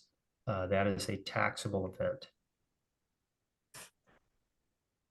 Jerry, regarding the direct distribution from a qualified plan to a charity, I am a financial advisor. There's a lot of paperwork involved in doing that, but it can be done if it's the best thing for the client. So I just wanted to clarify on that. Oh yeah. I mean, yeah. I've seen it. I mean, I've lived life for many decades, and I've been involved in a bunch of businesses, and you got lazy people all over the place. You got lazy medical doctors, lazy tax practitioners, you got lazy college professors. I mean, that's just the way it is. Some people just either choose not to do it for whatever reason, but that's the way they should do it. And when I pay my people, if they don't do what they're supposed to do according to the contract, I just go back and say, look, you have breached your fiduciary responsibility. Either get it right or you're fired, and that's what needs to happen. You got to hold people accountable. That's a very scary comment to me as somebody that's been a financial planner for 17 years. But there's various types of account titling we can establish, or direct contributions, and various types of accounts that are actually very tax beneficial, but it can get a little bit complicated, and that's outside of the scope of what we're talking about here today. So, but All it right. can. Okay, moving on. So miscellaneous deductions, you don't see a lot of this on your returns. But if you have someone who's a gambler, and for some reason, a lot of people in the VITA program, they're gamblers. And so you got to remember, if they have gambling winnings, they have to report those winnings on their federal return. And they can take a deduction on their Schedule A if they itemize up to the amount of the winnings. And in the VITA program, I would take a wild guess and say you'll never see a professional gambler. Professional gamblers are not going to go to a VITA site, and you rarely see professional gamblers. I think I've seen 2 or 3 in the last 40 years. But what you will see, non-professional gamblers, i.e. recreational gamblers, and they still have to keep records of their winnings and their losings. So that's what you're going to see. But again, they have to itemize their deductions in order to take a gambling losses. And then this is something that you may see from time to time. You might see a new VITA client. They come to the site, and in the previous year, they paid a practitioner $300, $400, $500 for tax prep. Well, on their federal return, they cannot take a deduction. In the software, you're going to enter the amount of the tax preparation fee on the federal side of the house, but again, it's not going to be computed on the Form 1040.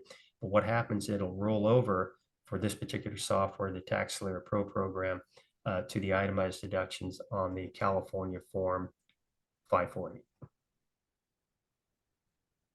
All right, what we're going to do now is, before we get into the Schedule C as in Charlie, let me go back to our Bill Franca, and let's see if I can access the software, and let's run through this real quick.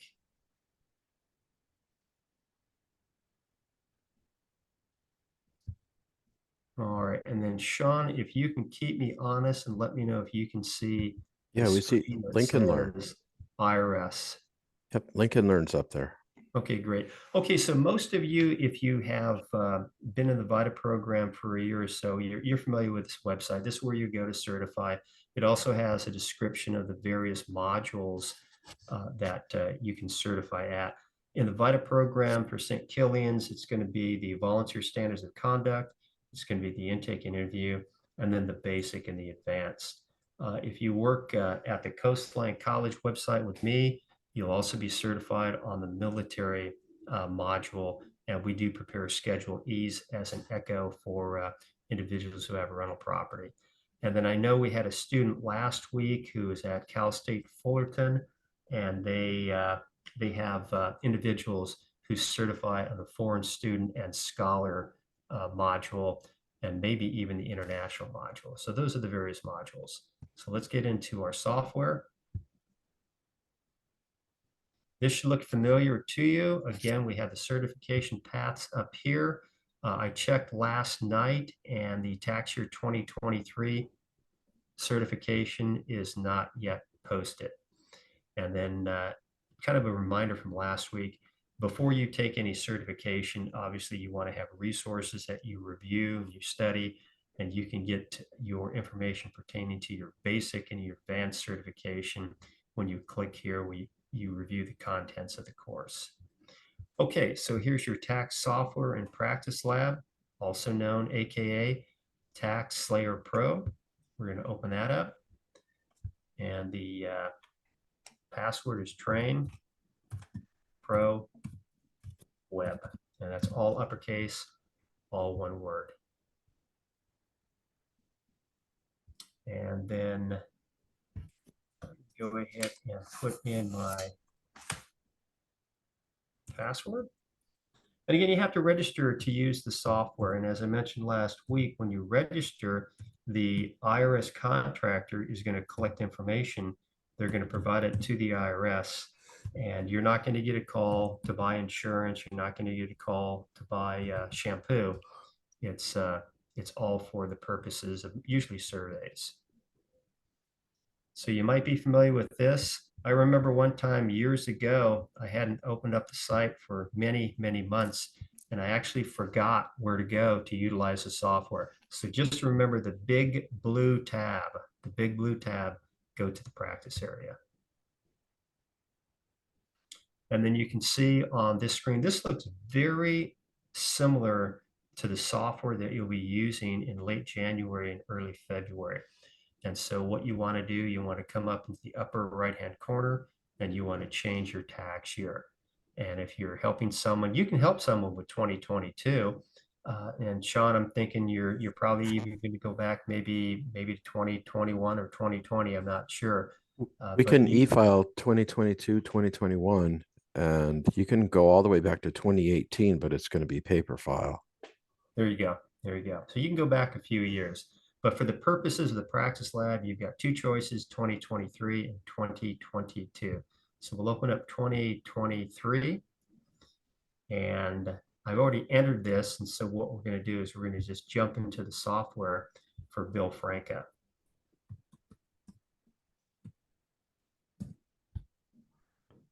And then let's run through this. And if you're a brand new volunteer, what's going to happen is some of the stuff is going to look completely new to you. If you're returning, this is old hat, if you will. So let's go to basic information and just point out a few things. So your filing status usually is not an issue, but what happens is in the publication 4012, there's a decision tree, because sometimes when you're talking to the individual, maybe they're going to use a different filing status, or maybe you're not sure of the filing status, but that decision tree will help you out. So for our purposes, a single individual means they're unmarried at the end of the year. And we're talking in general rule, the end of the year, the general rule is it's December 31st, 2023. That's the general rule. I do recognize if you're a practitioner out there, there are fiscal form 1040s. I do recognize that, but you rarely see them. And in the VITA site, we only do calendar year. Married filing joint, that would be an election. We choose to do that. They being the taxpayers, they choose to do that. There's no one that can force you to file jointly. And if someone tells you differently, I actually had an individual tell me that. I said, well, I don't want to be unkind, but you're flat wrong. And you will not be able to find any case, any federal case where a judge, or for that matter, a state case where a judge issued an order that someone had to file jointly. And that's why the word election is used.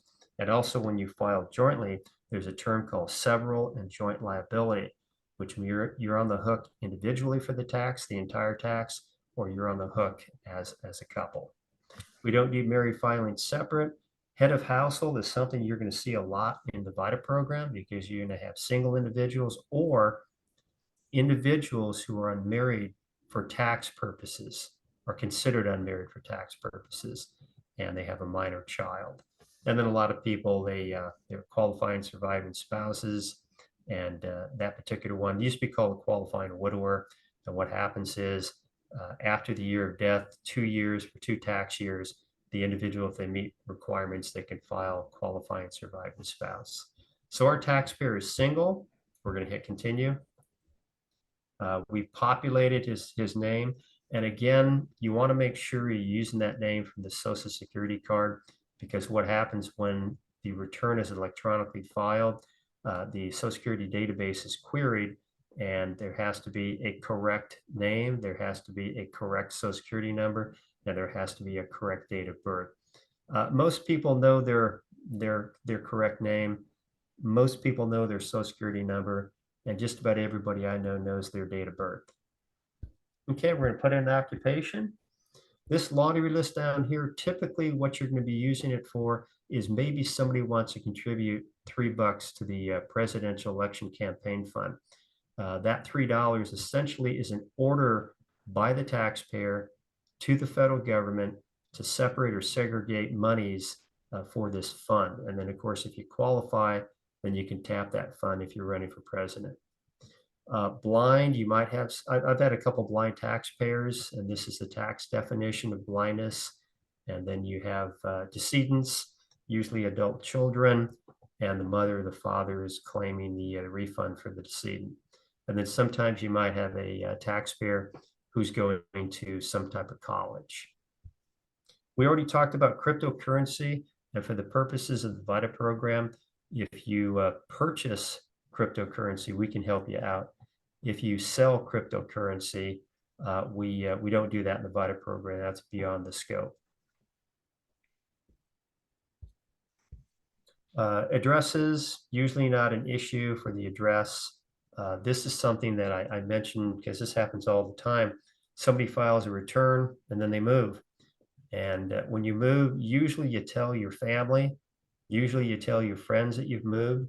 And you want to do the same thing with the federal and the state government. Because if you move and you don't tell them, well, yeah, you're going to file next year. But what happens if the IRS needs to send you something? They're going to send it to the last known address. And it may or may not get to you at your new address. So I always tell people when you move, you're going to tell a bunch of people. You should also tell the federal government and the state government that you've moved.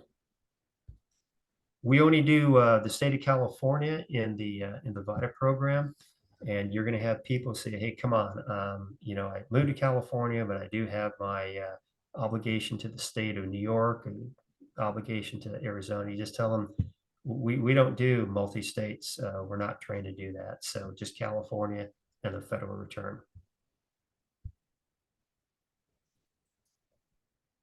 Okay, we've taken care of the financial, excuse me, the filing status and the personal information. This individual does not have a dependent. The WINs do, so we'll show you that. The IRS identity protection PIN, you may see this from time to time. This simply means the taxpayers have received a notice from the IRS, and we're allowed to electronically file a return if they have an IPPIN that has been issued to them. Okay, not sure what happened there. Sean, did you press the wrong button? Oh. So one of the things that they told us on the site coordinator call this week is that the 2023 tax program is loaded, but the IRS is still creating forms and they're still messing around with the software. So from time to time, it may not work right. Yeah, one thing I've learned in my tax experience is the tax preparation software is usually spot on. But however, sometimes it's not. I've had to call TaxSlayer Pro in my practice probably about 4 or 5 times and say, look, I'm not a computer programmer, but you guys have them. So here's the issue that I have. Please go fix it. And then they'll call me back in about 4 or 5 days and say, Jerry, we fixed it. So that will happen from time to time. If there's an issue with our software at the VITA site, then what happens is the IRS will publish a notice, and then the site coordinator will say, hey, there's an issue. That's happened in the past. And you can get frustrated, you can pound the desk, or you can say, okay, that's happened in the past. What do we need to do to resolve the issue? Okay, let's go to our Bill Frank again. Quick question on the information. Are either the phone number or the email required or just optional? Let's see, is the phone number required or the email required? You know, I'm going to say one or the other. It is highly advised to get both, because if you ever try to chase down a taxpayer because the return has been rejected, you want to have that contact information. So yeah, they collected both. And if you have a married filing joint return, usually both spouses will have a phone number, so collect that also. Okay, so here's a W-2, and this individual has one W-2. We're going to jump in there real quick. If you have multiple W-2s, you simply add the W-2, and that's something you'll see in the VITA program. Sometimes you make entries and you determine the entry is so garbled, you kind of remember when you were a little kid, you want it to go away. And that would be that red garbage can. You just click on that and the entire entry goes away and you start over. So let's go ahead and take a look at this. You usually have a standard W-2. If there is a revised or corrected, the taxpayer will get that, but usually the standard W-2. And this is something that, at least for me, I don't know about for you, Sean, non-negotiable. When somebody comes to the VITA site, if they don't have a piece of paper that shows a W-2 printout, or if they don't have an electronic device that shows a W-2 displayed on the screen, I tell them you need to go back and get it. I'm not going to get a piece of paper with some scribble on it from a W-2. I've done that before and it did not work out. So you want to get the W-2. Your employer information, EIN will be, again, on the W-2, and the mantra is you key it as you see it. That's the general rule. So we've entered the data here for this company he works for. Now, the company itself may be headquartered in Florida, Washington State, Iowa, but the bottom line is that would be like a headquarters. And so the individual is working and living in California, and even though the company may be headquartered elsewhere. And Jerry, maybe for the new people, just point out that when it has that little red star next to a data point, that means that's mandatory. You have to enter something. Yeah, and this is going to happen to the most experienced preparers. It happens to me every season where you either blast past a screen or you put something in that doesn't belong, or you don't put something in. And then what will happen is the software will say, hey, you have not completed this, go back and complete it. So you just go back and complete it. All right, so we got the information from the employee. And so here's your wages, and that's your federal wages, gross income. Most people have income tax withheld federal. And then your box 3, 4, 5, and 6. This looks a little bit different than 2022, but it's the same information. And what happens is 3, 4, 5, and 6 auto-populate. And if they don't match the W-2, then all you need to do is simply go to that line. So in this case, we got 3,100, and let's say it's 3,099, and you can make the change. And we're always using whole dollars, right? Whole dollars, yes. And just remember your financial accounting. If it's $72.50, round up to $71. Your box 12 and 13, this deals with a couple of items. Typically, all you're going to see in the VITA program is code Delta Delta, which is health insurance paid by the employer on behalf of the employee.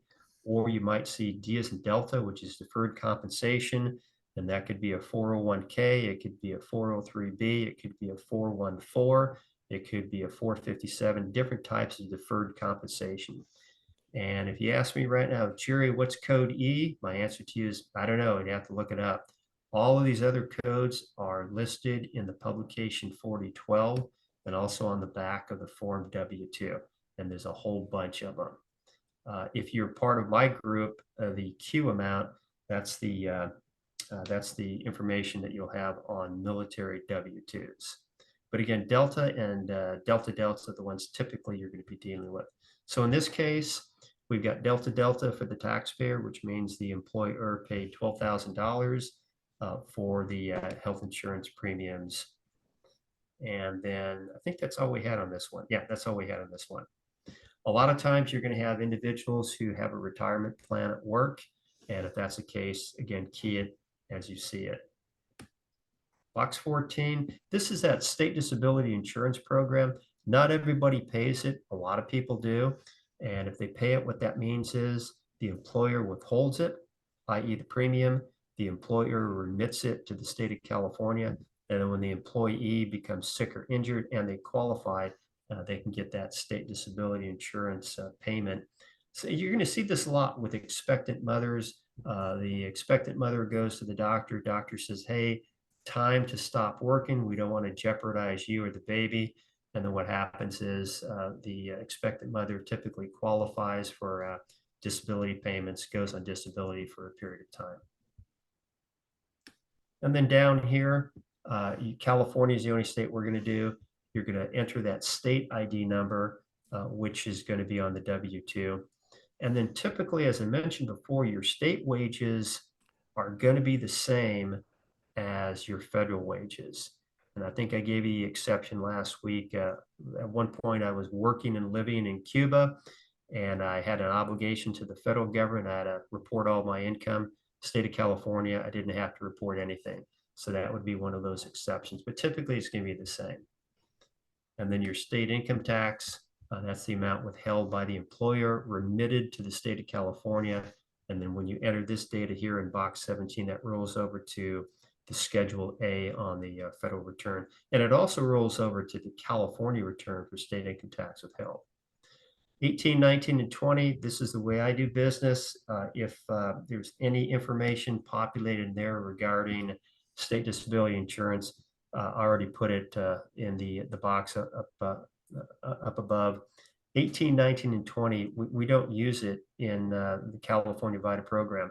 If you are preparing a return as a practitioner for a client in the city of New York or the city of Detroit or Washington, D.C., you would utilize 18, 19, and 20 because there are local jurisdictions that have an individual income tax.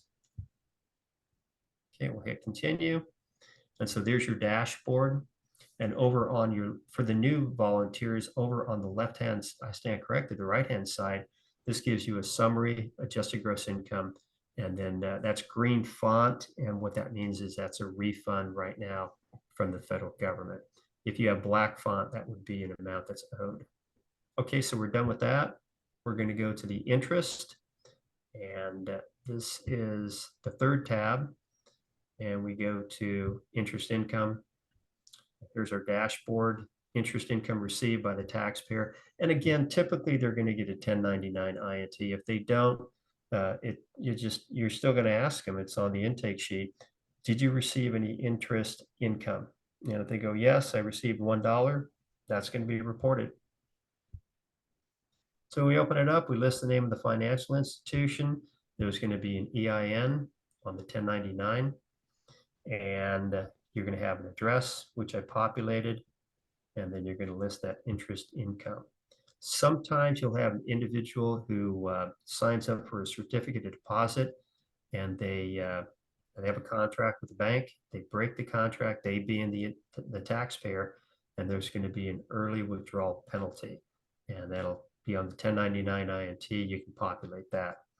And then every once in a while, you're going to have tax withheld, federal tax withheld. And if that's the case, again, you'll just key it as you see it. Okay, so that's that. And hit continue. And if you had another bank with the interest received by the taxpayer or dividends from a corporation that were paid out, you just add the other document. Okay, we're going to hit that. And then one thing you do have to do on each and every return, you have to go to health insurance. And we will talk about Covered California in great detail in later sessions. But what we need to know now is you have to attend to this tab.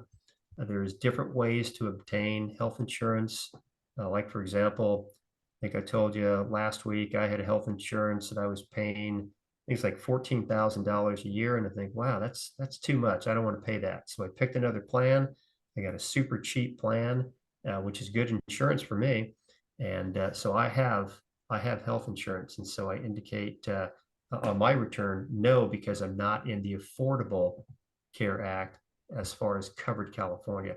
This is only for our purposes, Covered California. So if someone's in Covered California, you would check that.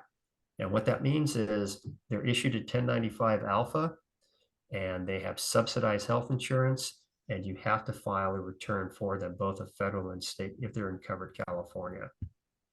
If you got someone on Medi-Cal, which means they're low income and they've qualified, and now the state of California and the taxpayers are paying their insurance, it would be no, because Medi-Cal is not Covered California.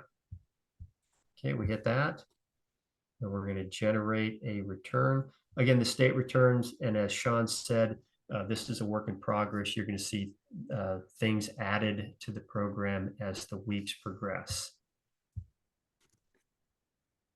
So we're going to go to the 2023, and you can see the administrative data. It's very, very small font, but it's at the very top. Work in progress.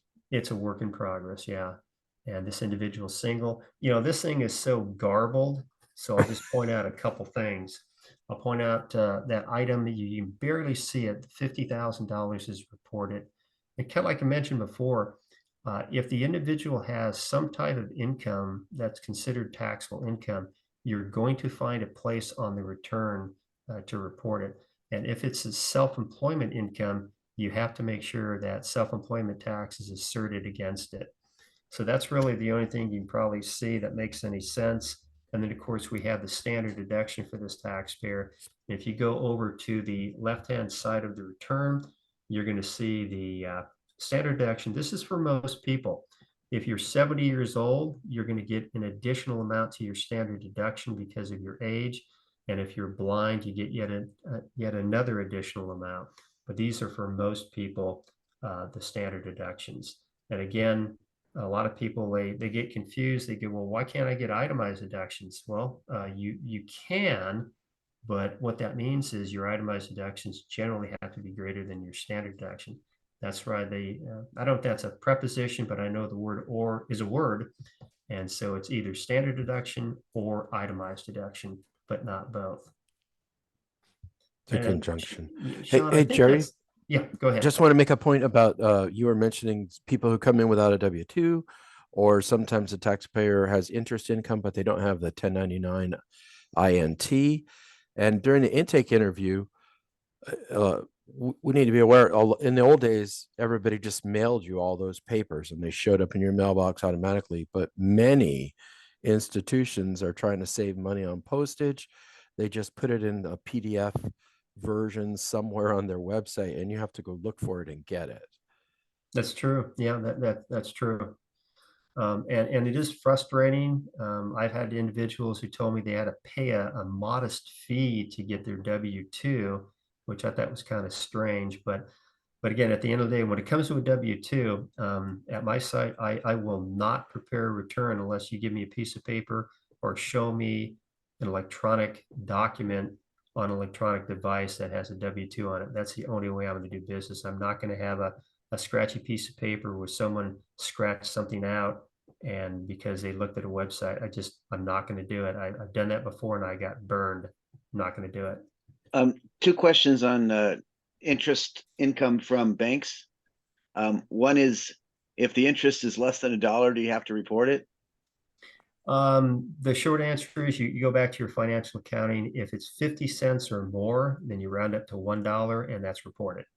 Okay. And if they don't have that, can you use their financial statement from the bank for the end of the year that gives the total amount? I would, but I always encourage them to go get their 1099 INT. But typically what's happened, the bank is not going to issue a 1099 INT unless it's over $10.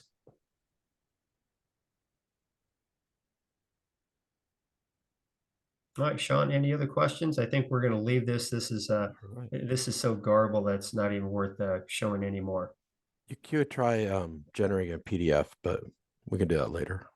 Yeah, I got a PDF for the next one. So what we're going to do is, let me look at my clock. And I've got 11:04. Why don't we take 10 minutes and come back at 11:14? Sounds like good. All right, the recording is going. Jerry, Okay, when you great. were gone, a lot of people were asking about cryptocurrency, and I basically said, we're not trained on it, so I can't even answer the questions. Did you want to go into anything on? Yeah, we can talk about generalities when you talk about digital assets or cryptocurrency. In the VITA program, we can help people who've purchased cryptocurrency, but we cannot prepare returns where they have sold or disposed of cryptocurrency. And that's one of the questions that we ask them on the intake form. But again, if they sold it, we can't help them. It doesn't mean it's a difficult topic. It simply means that we're not trained to do it. So in that particular circumstance, they would have to go and find a professional tax preparer. Jerry, Yeah. are there any tax consequences for people who just buy cryptocurrency? I mean, does it make any difference? Well, if I understand your question, when you purchase cryptocurrency, it's considered a capital asset, and there are no tax consequences to buying a cryptocurrency. It's kind of like when you go out and buy stock in Caterpillar Corporation. Let's say you buy $100,000 in stock. There's no tax consequence to buying it. Now, when you sell it, you may have a gain or you may have a loss. Okay, thank you. Sure. Okay, we're going to jump into. We're not going to talk about each and every item on the screen here when we're talking about IRS publication 334. But in the VITA program, we have a lot of people who are self-employed. They could be a dog walker. They could be a handy person. They could be a tutor. There's a number of different things you'll see at the VITA site. So let's talk about some of these things regarding the small business. And so when you're talking about a small business, not all of them are going to have employer identification numbers, EINs. They may just use their social, and that's okay. In the VITA program, we only work with cash method taxpayers. And so that means they're going to report their income when they receive it, and they're generally going to report their expenses when they pay them. And so that's the cash method of accounting. That's what we do in VITA. If someone says I'm an accrual taxpayer, then you should acknowledge that. Understood. We do not work with accrual method taxpayers. That's outside of our scope of training. As far as cost of goods sold, we don't do that in the VITA program. That means you've got a retailer. Maybe someone is purchasing jewelry and then marking it up and reselling it. We don't work with that type of taxpayer in the VITA program. When you're talking about gross receipts and gross profit, all of that's listed in your publication 334. But the important thing is when you're talking to a self-employed individual, you want to be able to, you're going to ask them, how do you account for your gross receipt? What methodology do you use? And some people may use QuickBooks, or some people may use a piece of paper, and they may write down anytime they receive monies. And then that would be an accounting method. That may not be a sophisticated accounting method, but it's an accounting method. And then what will happen is your software is going to calculate your net profit. And usually in the VITA program, we're working with people that have net profit on their Schedule C. And then self-employment tax, that's part of the Self-Employment Contributions Act that passed back in the mid-50s, which means if you're self-employed, the general rule is you're going to pay self-employment tax on your net income. And so when you talk about the Schedule C, I remember the first time years ago, someone used the term P&L. I'm thinking, what's a P&L? Well, that's a profit and loss statement, also known as an operating statement, also known as an income statement, also known as a Schedule C. So different names for the same thing. And so what happens is you don't have to be an accountant to figure this out because the software is going to do the work for you, but you have to start with the income that the individual has, at the gross receipts. And again, they're going to have a method for determining gross receipts. If you're talking to someone and they go, I don't know what I made, usually you're going to have that short conversation with them. Most people that I've met in my life know exactly what they make, whether it's $300 a week or $3,000 a week. But again, they've got to have a methodology to report their gross receipts. And then sometimes they're going to be issued an information return like that 1099 NEC, which will evidence some or all of their gross receipts. And the way I do business, yeah, sure, give me your information returns, but I want you, the taxpayer, to tell me how you determine your gross receipts and what is the dollar amount of your gross receipts, in this case for 2023. When it comes to expenses, most of the time this is not an issue at the VITA site because individuals will have a laundry list of items that they've spent for their business. And what you want to remember is the expense has to be an ordinary and necessary expense for that line of work. There has to be a business purpose. And then, of course, the expense has to be reasonable. And usually that's going to be the case. Some people will try to deduct what are called personal and family living expenses. So, for example, some people try to deduct rent on their apartment. And let's say they don't have a home office, but they're just deducting rent. Well, that's a family and living expense. And the general rule is you can't deduct family living expenses on your return. And of course, there's exceptions to that. And so when you're talking about the types of expenses, this is actually focused in on a tax practitioner. But let's just kind of hit some of the points that you may see with your VITA client.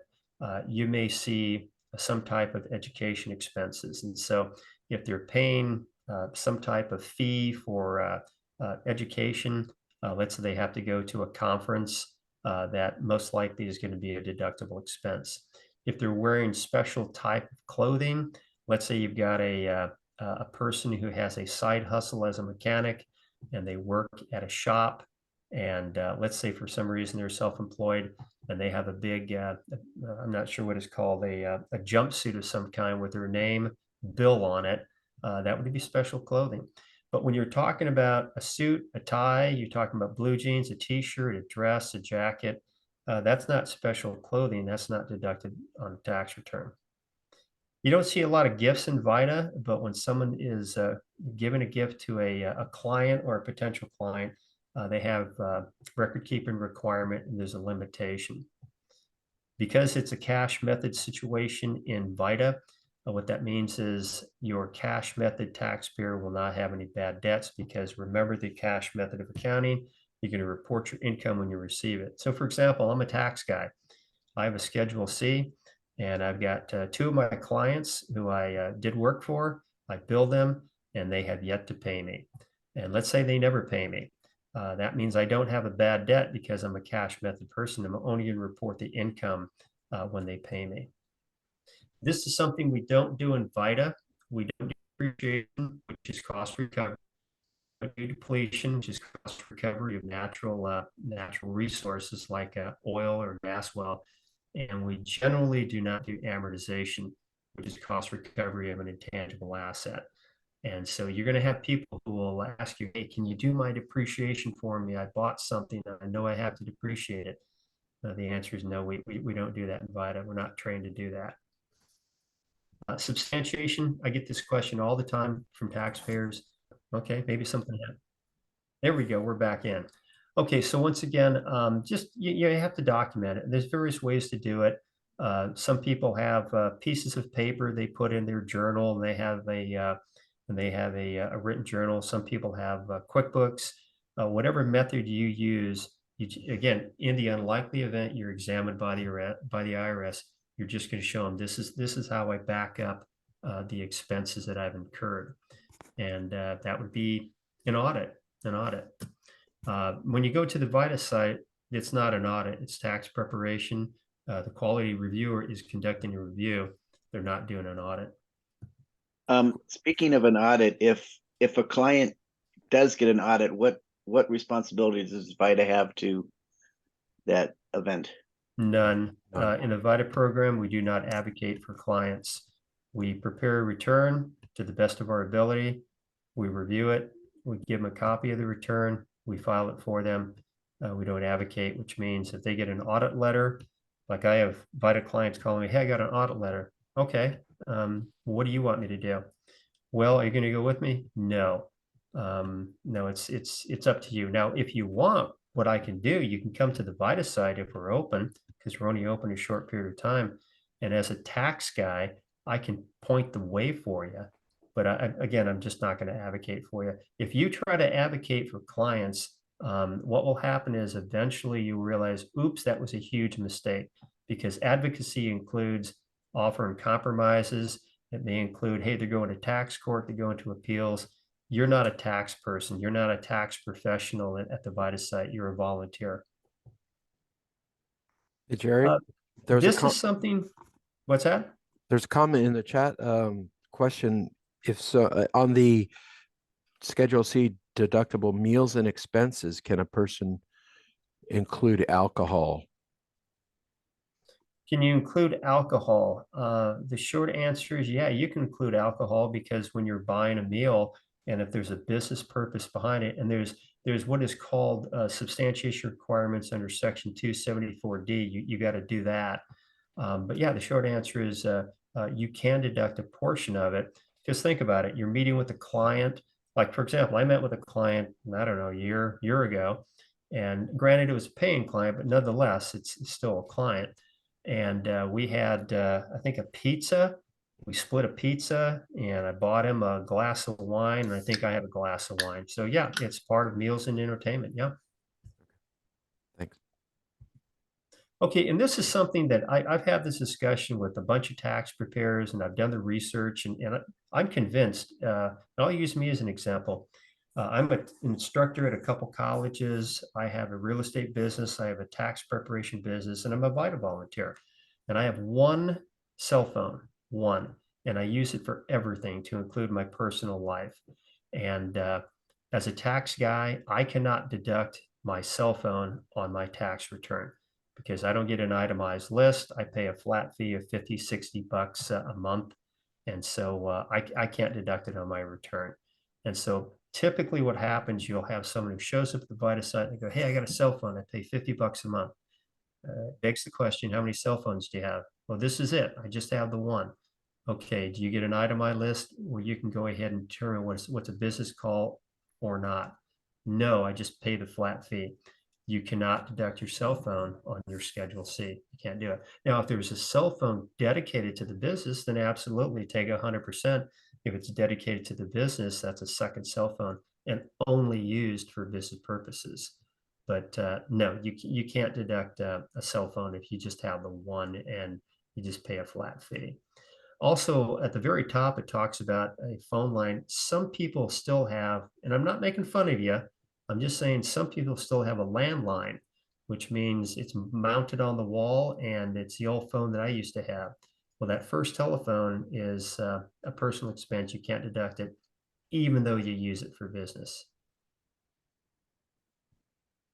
Cost of goods sold, which means you're buying stuff and then you're reselling it. No, that's outside the scope of VITA. When people start talking about cost of goods sold and inventory, say we don't do that in the VITA program. We're not trained to do that. Let's talk about car expenses.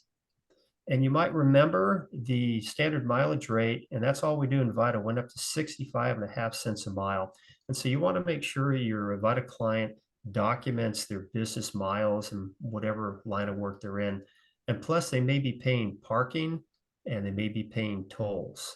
And that's in addition to the 65.5 cents a mile.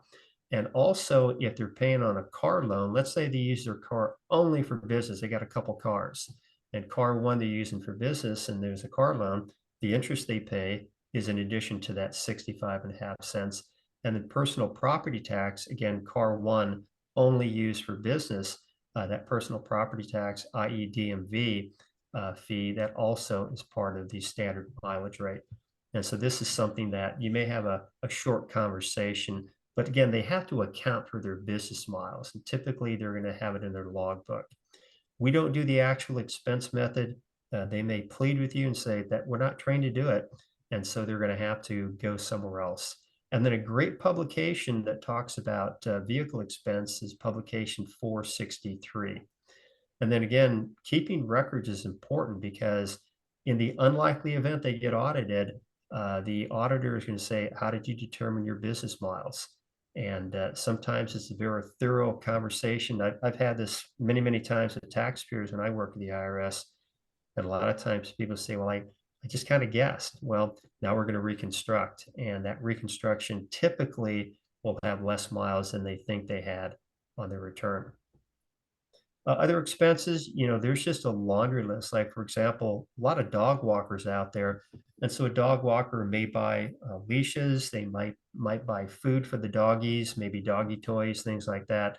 And that could be a laundry list of other items that are ordinary and necessary for their work. Office in the home, we don't do it. It's a great deduction if you can get it, but we don't do it. So I just refer people to outside the VITA site to a paid practitioner. Again, go to a society, don't give someone's name, and then you might give them some references as shown here on the screen. The publication 587 does a really good job. If you look at the Schedule C at the very bottom, there's a tab that says qualifying joint venture. And what that means is that's for a married couple that are doing a business 50-50. And if you indicate that, then the software will split the income, split the expenses, and generate 2 Schedule Cs. And then, of course, when you're talking about a business, sometimes people come to the VITA site and they're losing money. There has to be a profit motive. And if there's no profit motive, then that could be what is called a non-for-profit activity. I'll go through a couple things here. Self-employment tax, you don't have to worry about it. It's calculated automatically. But sometimes you get people who have a couple of small Schedule Cs. And so you go back to your financial accounting, put that hat on. You're going to separate income for the different lines of work, separate expenses, and then you may have multiple Schedule Cs. And if I remember correctly, in the VITA program, typically we only help them out with 1 Schedule C. And then not-for-profit, that means sometimes you might use the term hobby loss. You're going to report income, you're going to report the expenses, your cost of goods sold, but you're not going to report expenses, just cost of goods sold. Typically, we don't see that in the VITA program. Let's see, let me look at my clock here and see if we have time to tackle this. We'll talk about this and we'll give you a couple minutes. You don't need a Schedule C to do this. If you have one in front of you, great. But it's basic math. And let's talk about this. This is just a quick Schedule C at a glance. And remember, if you are a cash method or a cash basis taxpayer, you're going to report the monies you actually receive from your line of work. So in this case, this person had gross receipts received of 40K, had clients that didn't pay him, so he has accounts receivable, and he did some free work for clients, and he determined that free work had a value of $1,000. And then expenses include software, supplies, continuing education, professional pubs, a mailbox used for business mail. And then the individual is a member of a gym, goes to the gym, works out. The individual loves coffee and pays $1,200 for coffee. Individual has 1 cell phone and doesn't get the itemized list from the carrier. And then the individual has business miles of 3,000 and then business tolls of $150. So if you would, just grab a piece of paper. You can do this with paper and pen. Remember, it's 65.5 cents a mile for your business miles, and see if you can pencil out net income. And net income is defined as your gross receipts less your ordinary and necessary expenses. And Sean, let's see, I've got 11:33. We'll come back at about 11:37. Okay.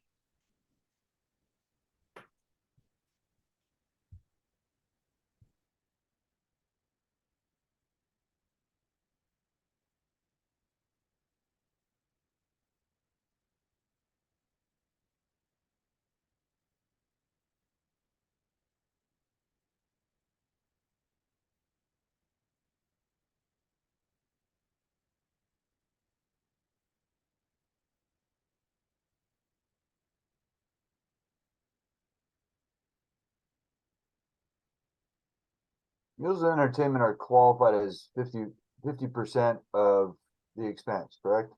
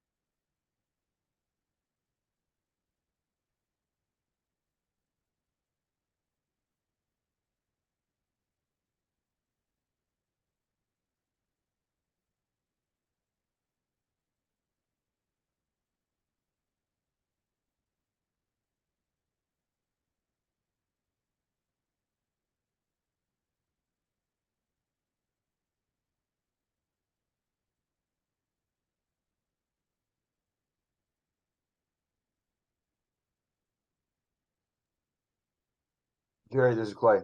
Meals and entertainment are 50% of the total expense, correct? Correct.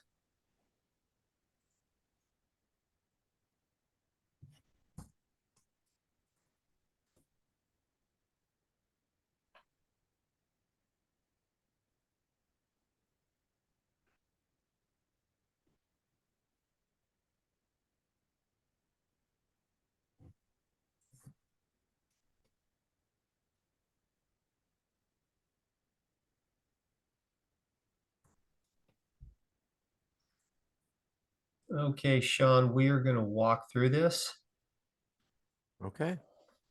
All right, so when you're talking about gross receipts, again, the focus for your VITA client is it's their responsibility to account for their income, and there's ways to do it. So in this particular case, $40,000 in gross receipts, that's part of the income, or I should say the income for the taxpayer.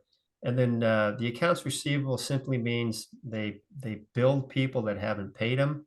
And so that's not included as part of gross receipts for 2023. They didn't receive the 2,500. And then pro bono work, they're a nice person, but doesn't go into gross receipts. So gross receipts is 40,000. And then you go to expenses, and this could be, again, for any line of work: dog walking, a tutor, any or even an Uber driver. The whole concept is they've got ordinary and necessary expenses.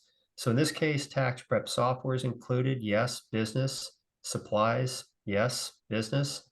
Continuing education, and you'll see this for different types of work. Yes, that's included. Professional pubs used in the business. Yes. A mailbox for business mail. Yes. Your gym. No. Gymnasium expense is a personal and family living expense, not deducted on a return. Your coffee, you go to Starbucks, you go someplace to get your coffee. That's not a deductible expense. Your cell phone, I use the example, one cell phone, and the individual doesn't get any itemized calls from their carrier, not deducted on a Schedule C. Business miles in 2023, the rate is 65.5 cents a mile. And so if you take 3,000 times 0.665, excuse me, 0.655, there we go, 0.655, you're going to end up with 1,965. And then your business tolls, that would be deducted. And so the net income, does anybody, Sean, do we have a shout out from anybody? 33,382. 33385. I heard a 33385, and let me go to our professor here, and let's see what the professor says.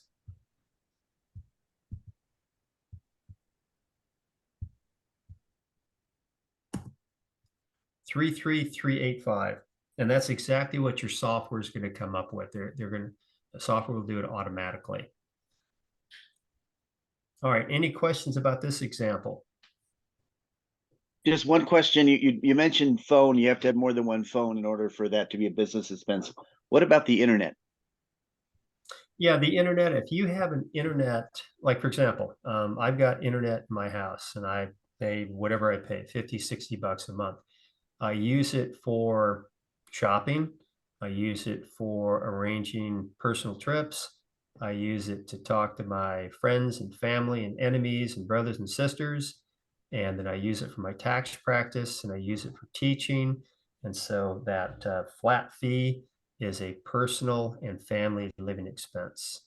That's the way I look at it. If I had two internet carriers and I used one for my business, solely for my business, that would be a business expense.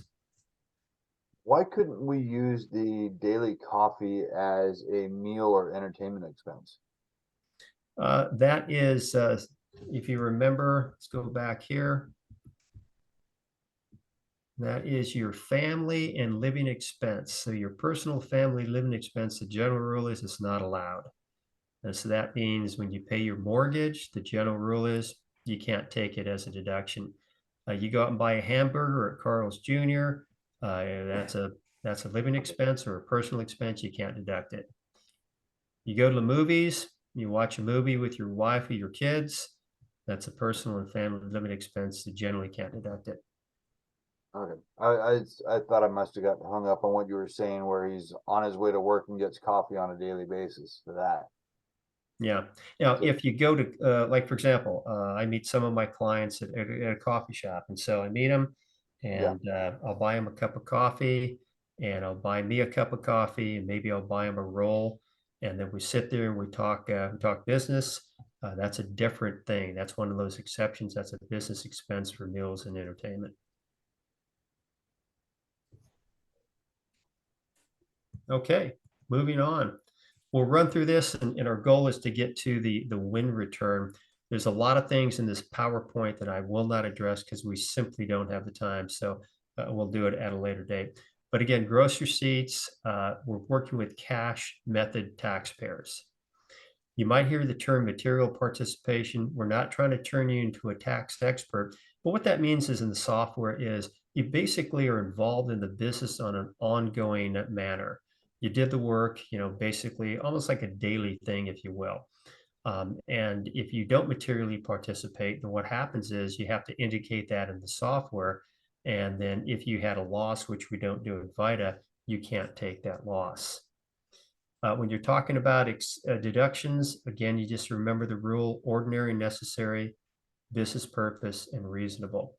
And reasonable, the example I like to use, I'm a tax guy. So let's say I go to my 14-year-old daughter and say, hey, look, I want a one-page flyer that I can put up in certain businesses advertising my business.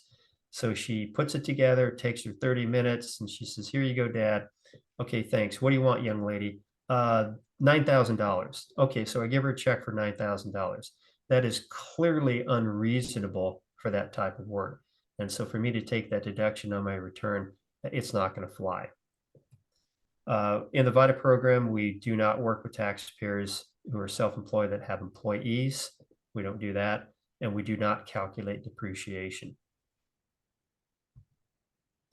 This is something you'll see. I see it more and more in the VITA program. Self-employed individuals, they wonder what happened at the end of the year. They go, why do I owe all this money?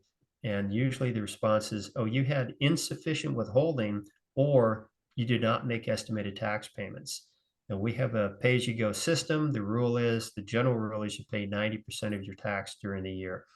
And so what that means is your self-employed folks most likely should make estimated tax payments or quarterly payments both to the federal and the state government. A lot of them don't. And so that means at the end of the year, they owe. And when they owe, they can either pay through direct debit or they can write a check or they can go on the IRS website and pay electronically. Is there a penalty if they don't do that? Yeah, there are penalties for not making estimated tax payments. And typically what happens, the IRS will send a letter to the taxpayer and say, here's your penalty. Qualified business income deduction, that came out of the Tax Cuts and Jobs Act of 2017. And for most of your Schedule C folks, not all of them, but most of them, they're going to be entitled to that deduction, which is a great deduction, 20% of net income, which is calculated automatically. Here is something, and we're not going to get into the sale of a residence today because we just don't have the time. I want to get into the tax return, but the sale of a personal residence is within scope of VITA, but there's just a lot of things you got to do. And one thing you got to do as a preparer is you have to make sure the taxpayer brings in their settlement statement from when they purchased the home and their settlement statement when they sold the home. And then you have to determine if they have any what are called upgrades or capital improvements, meaning they put in a swimming pool that didn't exist. They had a one-story house, they put in a second story, and those would be capital improvements. And all of that is added to what is called basis of their asset. But we'll get into the sale of a resident, not today, we just don't have time. Do keep in mind when you sell your personal residence is a capital asset. Just like if you're wearing shoes right now and you purchase those shoes, they belong to you. You got title to the shoes. Those are capital assets. Your refrigerator in your house is a capital asset. When you buy stock, that's a capital asset. When you sell capital assets, cryptocurrency is a capital asset. When you sell a capital asset, you have to determine gains or losses, which we're going to show you with the wins. I think that's all I want to talk about here. But again, review this, and in a later session, we'll go through an example of sale of a residence. That's this document right here. This is a go-to document when you sell your personal residence, 525, or excuse me, 523, 523. This is the form 84 or 8949, which is part of when you dispose of a capital asset. Can I just clarify one thing? Sure. So you're saying sale of homes in scope, but that's assuming that at the end of the forms, when you fill out and you figure out your total income from the sale, that it's still below the income limit for VITA. Yeah, you do have income limits for VITA. That's true. And the general rule is it's about $64,000 or less. Now, what happens is, not for everybody, but when they sell their home, they're going to be entitled to what is called an exclusion. And if they're married, it's up to $500,000.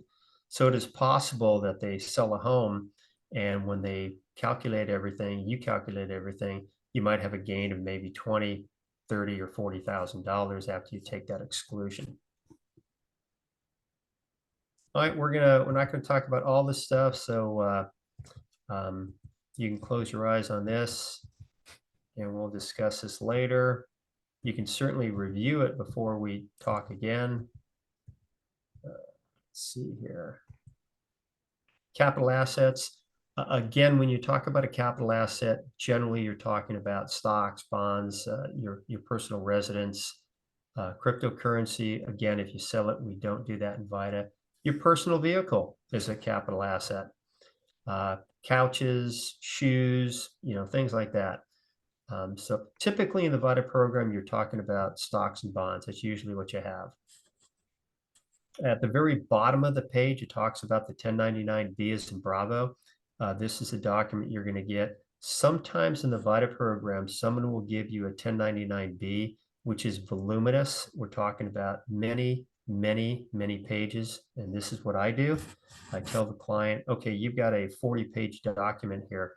This is within the scope, but what we're going to do, I'm not going to have my guy or gal type away for 12 hours.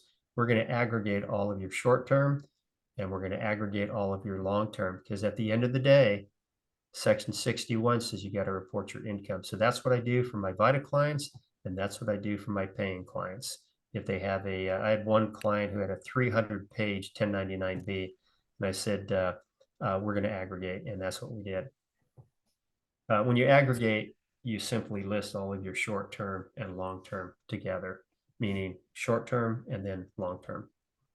Your capital loss carry forward, this is something you're going to see in the VITA program, which means in the previous year, 2022, they had a capital loss. And then what happens is it carries forward to 2023. And we're going to show you what tab to use for that. Again, we're not going to talk about sale of a residence. It's too involved right now today. Capital gains distribution, think of a mutual fund.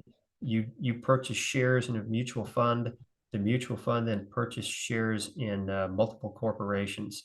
And when they being the capital or the mutual fund company, when they sell assets in those corporations, then they enjoy a capital gain, and that capital gain flows to you, and it's called a capital gains distribution, which is listed on a 1099 DIV.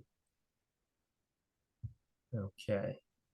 The Schedule 1, there's a couple things here that you want to key in on. You're going to see this again and again and again at the VITA site. Educator expenses, which means K through 12, and they have to meet certain rules. They can deduct up to $300, and if it's a married filing joint couple, then up to $600. The educator will say, hey, I spent $1,500. You say, understood, acknowledge, but the rule is you can take $300 per educator. You don't see a lot of health insurance from self-employed people. I very rarely see this, but if someone is self-employed and they're paying out of pocket for health insurance, it can go on the line 17 of the Schedule 1, which is titled Additional Income and Adjustments to Income. Llévame a la luna. And Yeah. includes long-term care Was there a insurance. question? No, I'm just trying to mute people that are just logging in. Okay. So penalty on early withdrawal, we talked about that. The 1/2 self-employment tax deduction, this is computed automatically by the software, so no issue there, but that's a good thing. That helps out the self-employed person. A lot of people have student loans. A lot of people pay interest on those student loans. And if they qualify, they can deduct up to $1,500. They'll be sent a document from their student loan entity, and that would be a 1098E as an echo. Is it 15 or 25? Yeah. It's $2,500 maximum. The IRA deduction, a lot of people, a lot of low-income folks and moderate-income folks, if they contribute to an individual retirement arrangement, they may be able to take a deduction on their tax return, which means it reduces their taxable income, which is a good thing. And then, of course, when they do that, that's a tax-deferred contribution. And then we talked about jury duty already.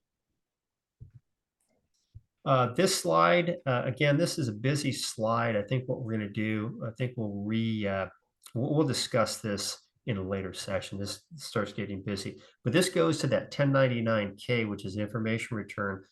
Big changes in 2022, 2023. There's ways to report personal items that you purchase and then subsequently sell at a loss. We'll talk about that later. Okay, let's get to our taxpayer and let's discuss our taxpayer. This is David and Ali Wynn. They're filing a joint return for 2023. There's our administrative data. David's got the W-2. He's got federal tax withheld, state tax withheld, and state disability insurance. This insurance coverage through his job, it covers both David and Ali. And that's pretty typical with W-2s. You've got someone, if they are married and they have a family, usually the employer will cover the taxpayer and their family. He's made contributions to his 401k. And then we've got our data regarding the employer identification number. Ali is self-employed as a physics tutor, and she has calculated her gross receipts of $2,500, whatever method she's used. And there's, in the software, which you're going to show you, there's a business code, and you try to get as close as you can. You don't want to spend 3 hours in the business code list. It's a very, very detailed list. Expenses, she's got business miles of 1,000 that she's recorded. She's got other miles that would be driving to the laundromat, church, grocery store, friends, family. She's got a vehicle. There's the data there. And then here's something. She has paid her DMV fee of $200. And so we're going to discuss how we're going to account for that on the Schedule C. And then she's got some supply expense. And then she knew at the beginning of the year, because she came to the VITA site and she got clobbered last year because she owed a bunch of tax. And so during 2023, she made her federal estimated tax payments. She made 4 of them. And then she only made 1 state. She either forgot about it or maybe she didn't care, but she made 1 to the state. All right, any questions about this fact pattern? We're going to get into the second page of the fact pattern too.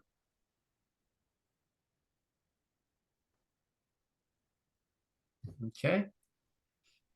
Next page. We have the Schedule A itemized deductions. This is the list from David and Ali. And so they've got $1,200 they paid to doctors and dentists. David had his teeth whitened, $480. Bought some vitamins, $450. They had a dog that had a hurt paw, and they paid for the vet. The dog is not a service dog; it's just a recreational dog. There you go. They paid for home mortgage interest because they own a home. They paid property tax. The DMV amount for $525 is only for David's car. Only for David's car. They donated money to the church, $3,500, and then they drove 4,000 miles for a qualified charitable organization. And then the Schedule D from the 1099-B, it shows the administrative data for the broker. And then they bought some shares in Peloton and they sold it. And we're going to see that that particular transaction is a capital loss, and it's a short-term capital loss. And then we've got ShipShape. They bought some shares in ShipShape. They did well there. And if you look at the dates, a capital, the holding period for a capital gain, a long-term capital gain, is going to be over a year. So you can see they bought it March 20th, and then the next year on April 5th, they sold it. And that would be considered a long-term capital gain holding period, which means they're going to be taxed at preferential rates. And then I may have mentioned this last week. Sometimes you're dealing with taxpayers that have mostly long-term capital gains, and you're going to see that their federal income tax liability is either zero or near zero. And you're going to kind of scratch your head and say, how can that be? Well, the long-term capital gains rate starts at zero and goes all the way up to, for collectibles, 28%. Okay. Any questions about the fact pattern? Can you repeat those long-term cap gain rules? What's the question? Can you state that again? Yeah, this is Clay. Can you repeat what you just said about long-term cap gain? Sure.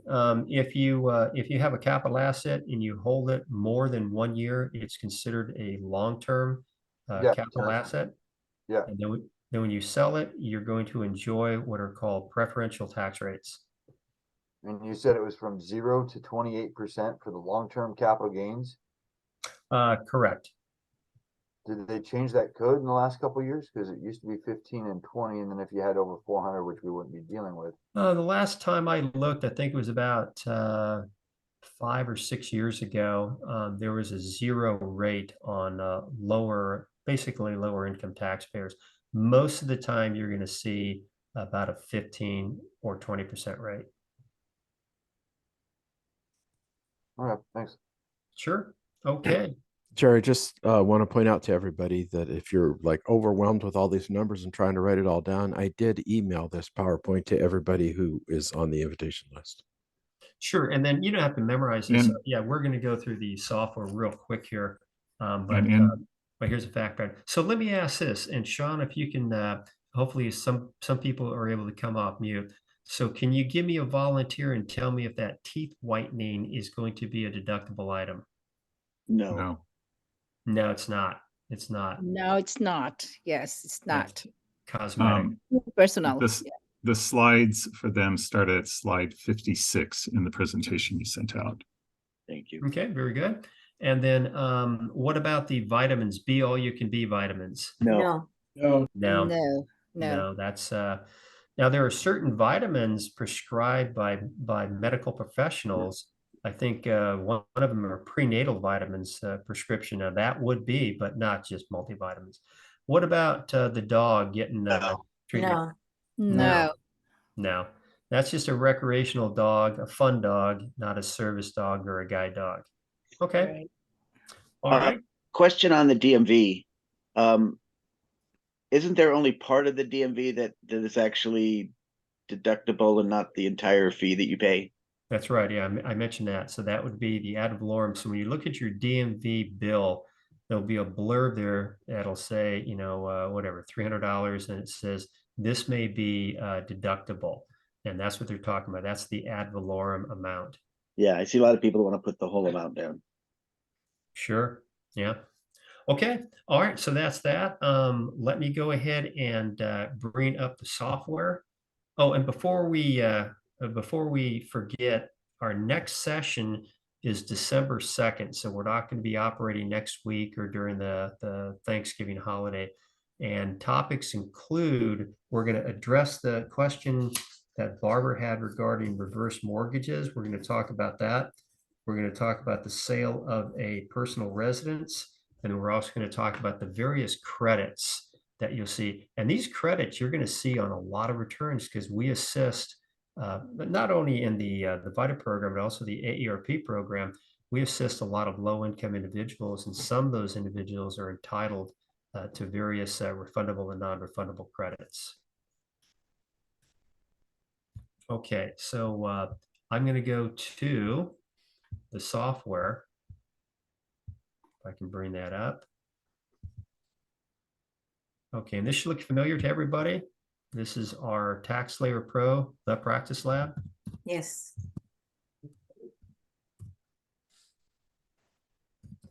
And the software is Train Pro Web. And let me go ahead and put in my my username.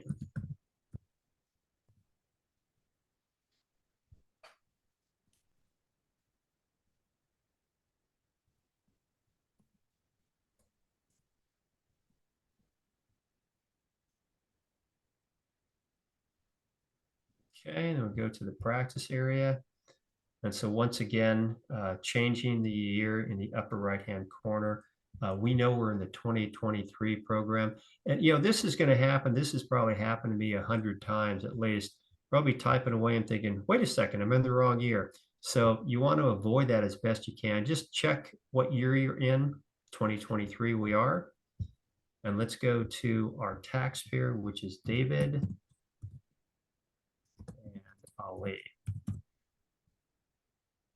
All right, let's go to win. There we go. And then you can see right here, if you've already entered data, this is how you can select it and go back into the program.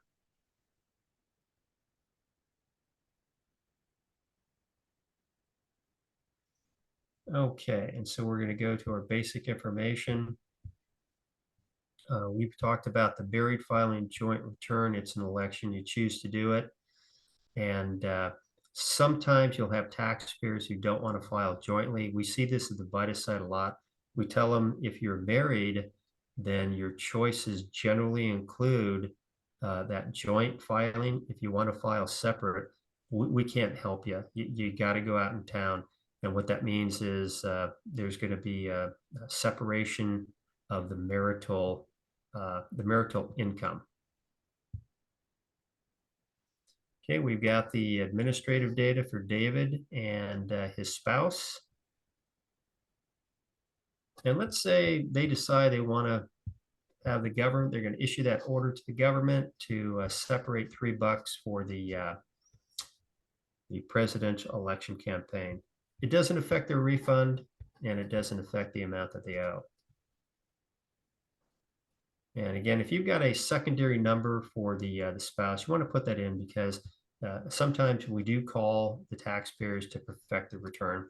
And then if you can get the email address, that would also be beneficial. That's something that's asked for in the intake. Okay, in this case, I don't have any minor children, so we're going to leave that blank. We're going to go to the W-2. Remember, David is the guy who had a job. And this is similar to what we did for the previous return. That standard W-2 is generally what you're going to see. In some cases, an individual doesn't have the W-2, can't get the W-2. And what that means is we're going to use that year-end pay stub if it has all that data, and then we're going to generate a substitute W-2 form. But generally, the standard is what we're going to use. The employer information, this is an example of an employer headquartered in Ohio. Taxpayer works in California. And we've got our wages. Our federal wages in box 1 are going to be the same as our California wages. But again, we know that California has not been generated because this is a work in progress. Your Social Security wages in this case are the same as your federal wages. So what will happen is Social Security is going to be generated, the tax, at 6.2% auto-populated. Medicare is going to be generated at 1.45%. And not all individuals, as I mentioned before, pay Social Security tax. Like, for example, I'm a college instructor part-time at a couple colleges. I don't pay any Social Security tax. I do pay, of course, Medicare. And then down here in box 12 and 13, we've got that deferred compensation of 3,500 to his 401k, and that's reflected here. And then we've got our Delta, which is our health insurance. And I'm going to say this for instructional purposes, we're going to leave the amounts here in box 1 the same for instructional purposes. But when we do our next one, we'll show you how that works. Retirement plan, he's got that. He's got California SDI. And then for California, he's got that state ID number. Again, you want to make sure that it corresponds to the W-2, and his state wages are the same as his federal wages. State income tax withheld right there. And we don't use 18, 19, and 20 in California VITA program. Okay, so we've got that. Again, if you had another W-2, we'd enter it there. Hit control or continue, I should say. And then we're going to go straight away to the schedule C as in Charlie over here. This is our dashboard, which we're going to jump into. And you can see that she has a few expenses and she has net income of almost 24,000. So she doesn't have a lot of expenses. Okay, let's jump into our schedule C. And let's start at the very top. So we're going to address who it belongs to. This is Ali. She does not have a doing business as. If you're going to do a doing business as, you typically would go down to your county recorder, your county seat, and you'd say, I'm doing business as this name, and this is my given name. But she doesn't have that.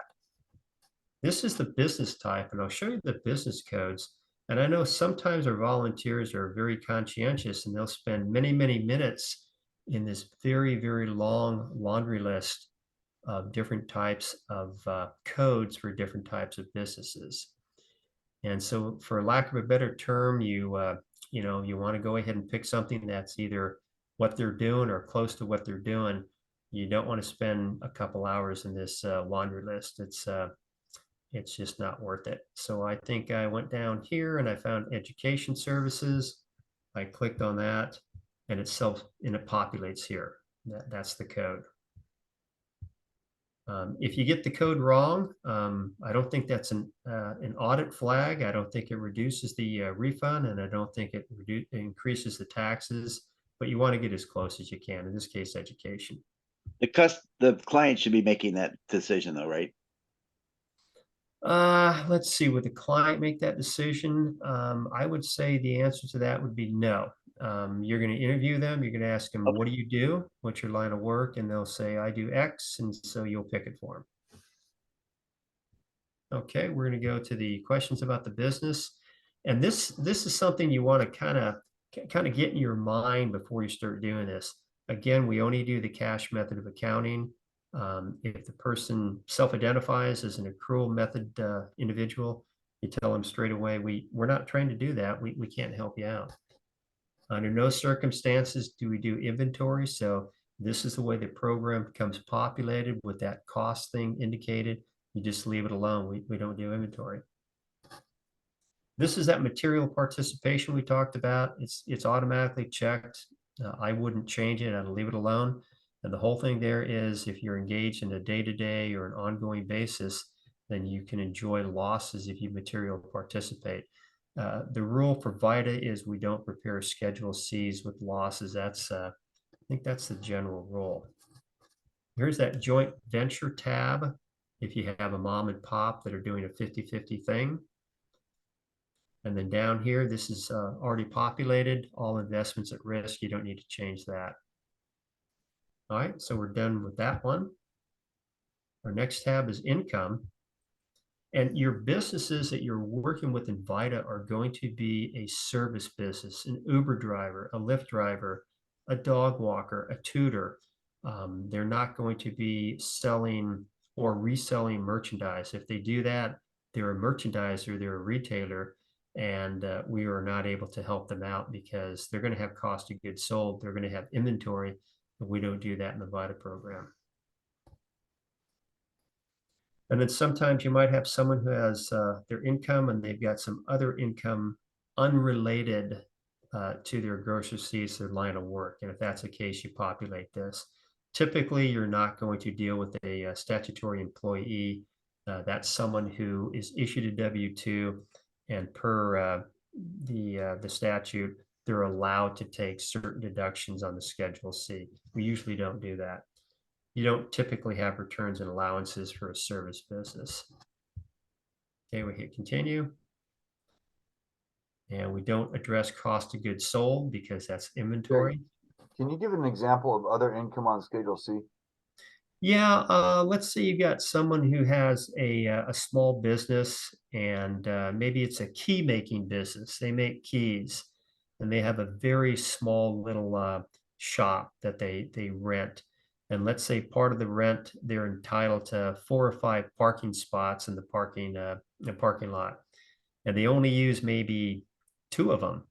And so they got these 3 empty spots, and the next door business wants these parking lots for their customers. And so, okay, I'll sublease these lots to you for $100 a month, and that would be other income because it's not related to key making; it's related to leasing a parking spot.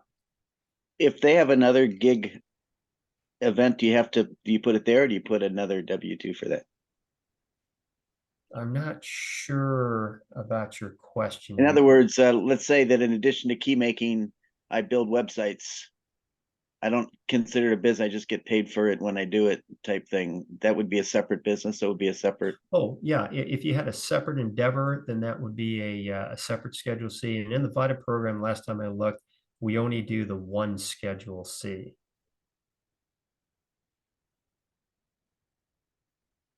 Okay, let's go to our general expenses. And this is a laundry list. And again, you just remember ordinary, necessary, reasonable in amount, and a business purpose. And so in this case, she had some supplies. Now, what I did here is she paid a total of $200 for her DMV fee, the ad valorem amount. And based on the number of miles she drove, it equated to, let's see, 1,000 miles for business. You had 3,000 for personal. So that's 25%. So I took 25% of $200 for DMV fee, and that's allowed on the Schedule C because it's related to her business. So basically a pro rata amount. Again, 25% of the $200 DMV, and that's listed here for license. No other expenses. A lot of times what you're going to have an office expense of some kind. You might have some legal and professional services. And this is another thing. If you've got a new client who's come to you and last year they paid for tax preparation fees, and let's say they had a Schedule C and that equated to about half of the return, then they're allowed to deduct half of their tax fee on the Schedule C. Let's see. Health insurance does not go here where it says insurance. This might be errors and omission insurance, maybe for a real estate agent, something like that. And let's see, I think we're done with that. Let's go to our next slide. And we're going to go to vehicle expense. And this is something you're going to see a lot of because a lot of our self-employed people are driving their vehicle for business. And so we start here. We indicate the type of vehicle they have.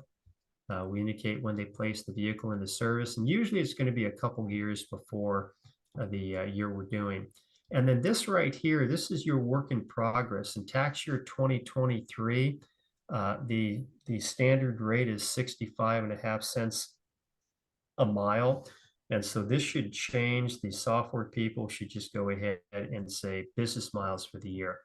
But for instructional purposes, what I did, I split it in half. She had a total of 900 miles, and so I split that in half.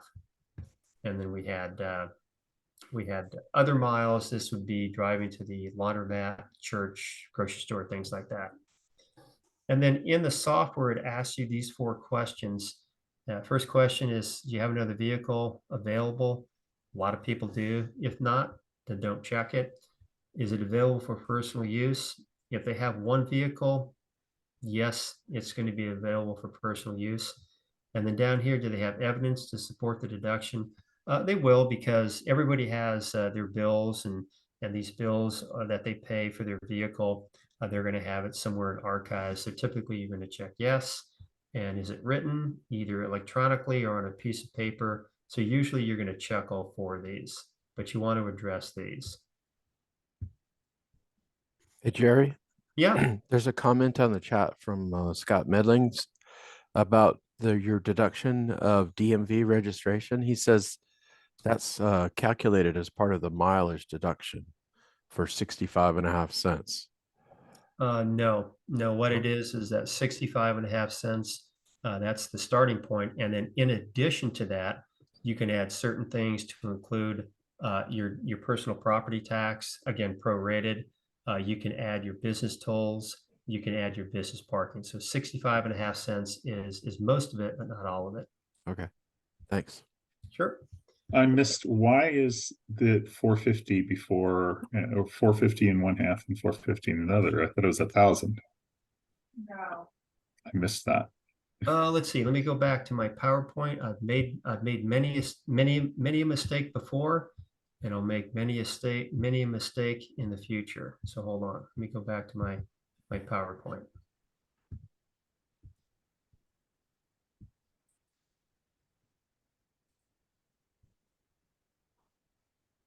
Yeah, it's 1,000. So we're going to go ahead and do an on-the-fly correction. Who pointed that out? Damien Thomas, thanks. Damien, you pointed that out? Yeah. Go to the head of the class. All right, so here you go. This is how you make your revisions, blue pencil. And we'll go back here. And again, for 2023, they're going to change this, but for now, I'm going to put in 500 for the first half of the year and 500 for the last half of the year.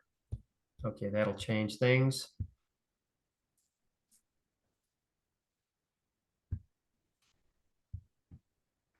Okay, and then we're all done with the Schedule C. So we're going to hit continue. I noticed there wasn't a line for repair and maintenance. So does that on the car, is that included in the mileage expense? Yes, in the VITA program, we just do the standard mileage, and so what that accounts for, that accounts for maintenance, gasoline, oil, automobile insurance, all of that. But we don't do the actual expense method. Okay, we're back to our income section, and we're going to find a tab that's there you go, the Schedule C. We completed that. And we're going to go to the Schedule D as in Delta. The Schedule D is in Delta. It has a number of tabs. The tabs that you're going to get real familiar with will be stocks and mutual funds. It does have cryptocurrency, but again, we do not work with taxpayers that have sold cryptocurrency. And then it has that tab regarding the capital loss carryover. This means they have to bring information in from tax year 2022 if they've had a capital loss, and then we'll enter that. And we'll open that up before we go. This is the sale of the main home. If we have someone who sold a personal residence. Okay, let's open up the stock. This is, if I recall, this is new this year. I don't think I saw this last year. And this shows you the total gain based on the sale. So we had 2 sales. We had one, and this is the Peloton. This is the first one. Let's open that up. And this is held by both individuals. So the title is held by both David and Ali. Okay. Your description is your shares. And this is a date acquired. This usually will come right off of the information return, the 1099B is in Bravo. And so this was purchased in February of 2023, sold in December of 2023. So we know right there, this is a short-term holding period, which means we're going to, or the software is going to tax it if we have a gain at ordinary income rates.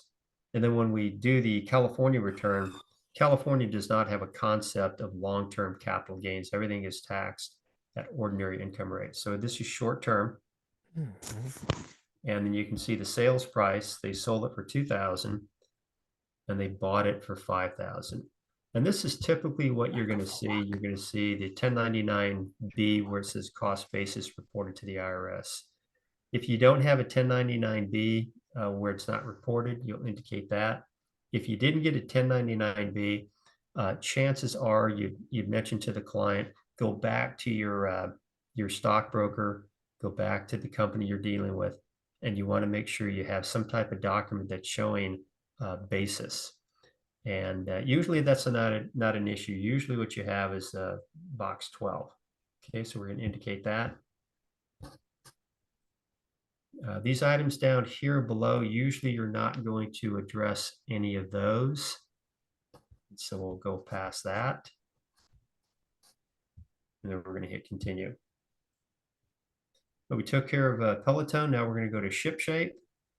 And ShipShape, both of them are on title. They sold the shares. They bought it in March of 2022. They sold it in April of 2023. This holding period is over a year, so that's called a long-term holding period. And of course, at the disposition, that means they have long-term capital gains, which are preferential tax rates. And that's the sales price, 3,200. They bought it for 1,500, so they have a gain there. And again, this drop-down menu, typically you're going to work with cost basis reported to the IRS. If the taxpayer comes in and says, I don't have the basis of the stock that I purchased, well, then what happens is it's going to be their responsibility to go find it. And typically, when you're trying to find the cost basis of something that you purchased 30 or 40 years ago, you can usually find it through a reputable source on the internet. Sometimes you may have to pay some type of subscription to get that amount. But I remember I worked with a lady. She had purchased a bunch of stock in the 50s, and we did the deep dive, and we found the basis of her stock, and we were able to calculate the gain. Okay, we hit continue, and there is our at a glance.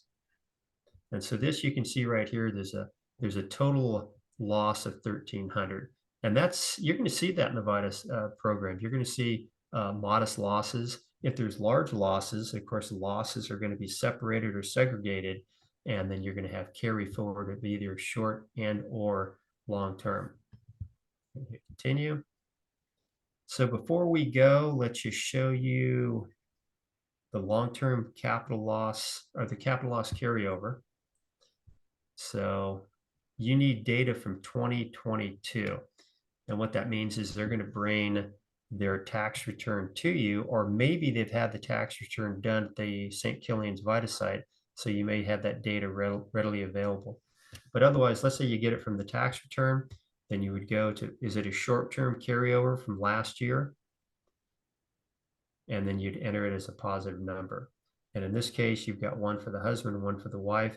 If they're both on title, then you'd put it there.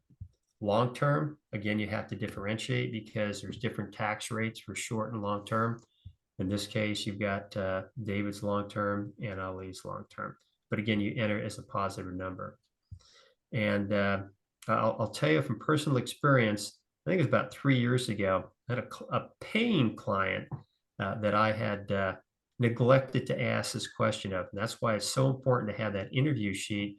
In a tax practice, you'd have some type of tax organizer, and just make sure you ask about that, because that does make a difference. In other words, it can reduce their taxable income. So you want to make sure they complete that on the intake and interview sheet, and then you ask about that, and then secure that 2022 return. A quick question on historical data. So if they came to the same VITA site last year, we would have access to their return from last year? You would. But only that one site, or all of VITA? Well, if they did what is called a global carry forward, that means the data is available. But yeah, you should have that. And here's another thing: taxpayers are provided a courtesy copy of their return. Now, it doesn't mean they keep it, but a lot of times we'll show up at the site and they'll have that last year return with them. Okay, down there. And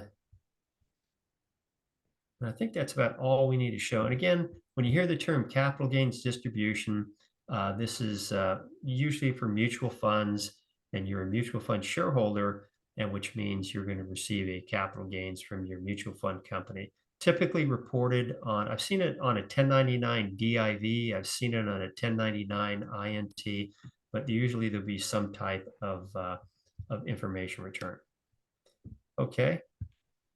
Now, for instructional purposes, let's go to our itemized deductions. If you did the quick math, you know that these taxpayers are going to get the standard deduction because the itemized is insufficient.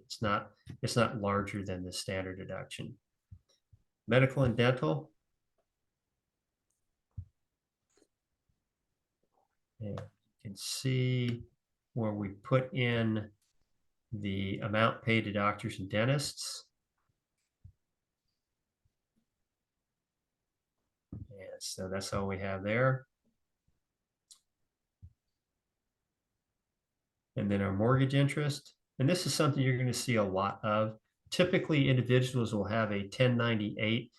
Sometimes you've got someone who has a mortgage loan and the bank happens to be a private individual, but typically it'll be a financial institution. A quick question on medical. If their medical was paid through their FSA or HSA, that's not included? Yeah, if you got an FSA, that's a separate tab, and that's something we address in a later section. Okay, your mortgage interest, again, typically on the 1098 given to the taxpayer. So you open that up and you're looking for the name of the financial institution, the interest paid. And usually that's pretty basic, again, right off the 1098. Sometimes people say, well, I pay a mortgage of $1,700 a month. And then you say, okay, well, that $1,700 may include interest and may include principal, but what we're looking for, we're just looking for the interest. So that's why we want that 1098. So that's what you're looking for. In this case, no points were paid, so that means most likely they purchased the home prior to 2023. But again, points, a lot of people just want to take the exception to the general rule. They want to deduct the amount of points paid.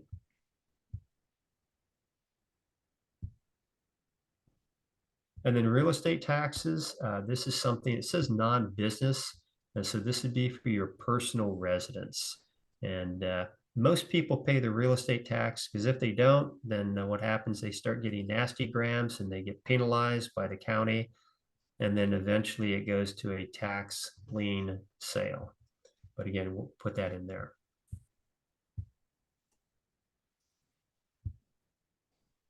And then taxes paid. This is the total amount of the ad valorem personal property tax of the DMV, and that includes the 525 from the husband and the 150, which was the pro rata amount for the Schedule A for all 8.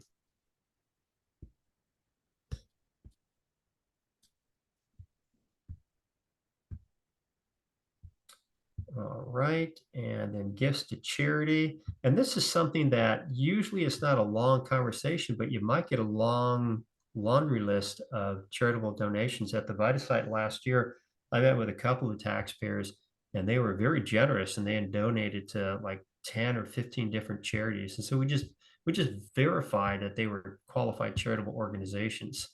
So in this case, St. Kilian's, cash, the software gives you one date. And so that means I just picked in the middle of the year, good enough, and then the amount that's donated.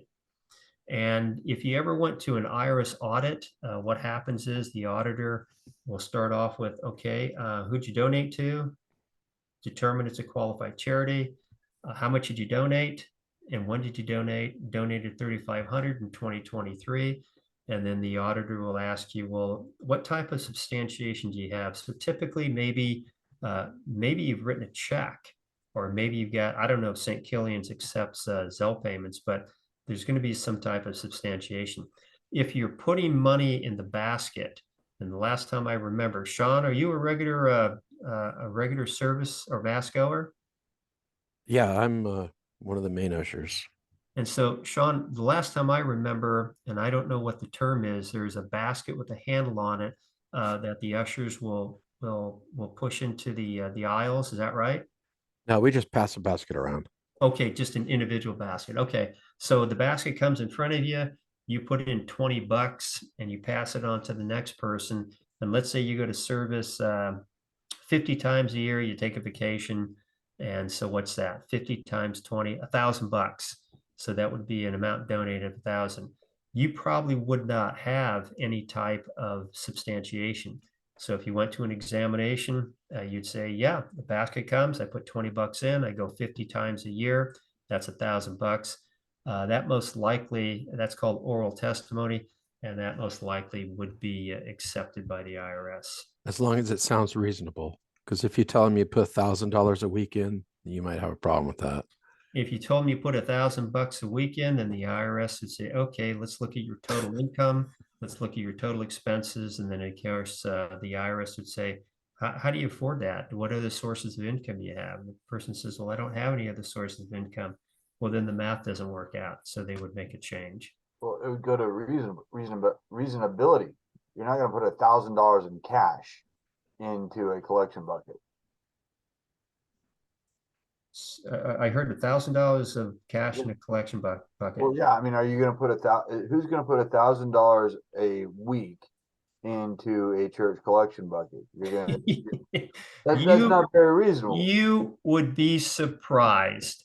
I've seen so many wackadoodle things. You'd be surprised. You would be surprised. But here's the point. If you tell the IRS you put $1,000 in the basket each week, you did it for 50 weeks, 50,000.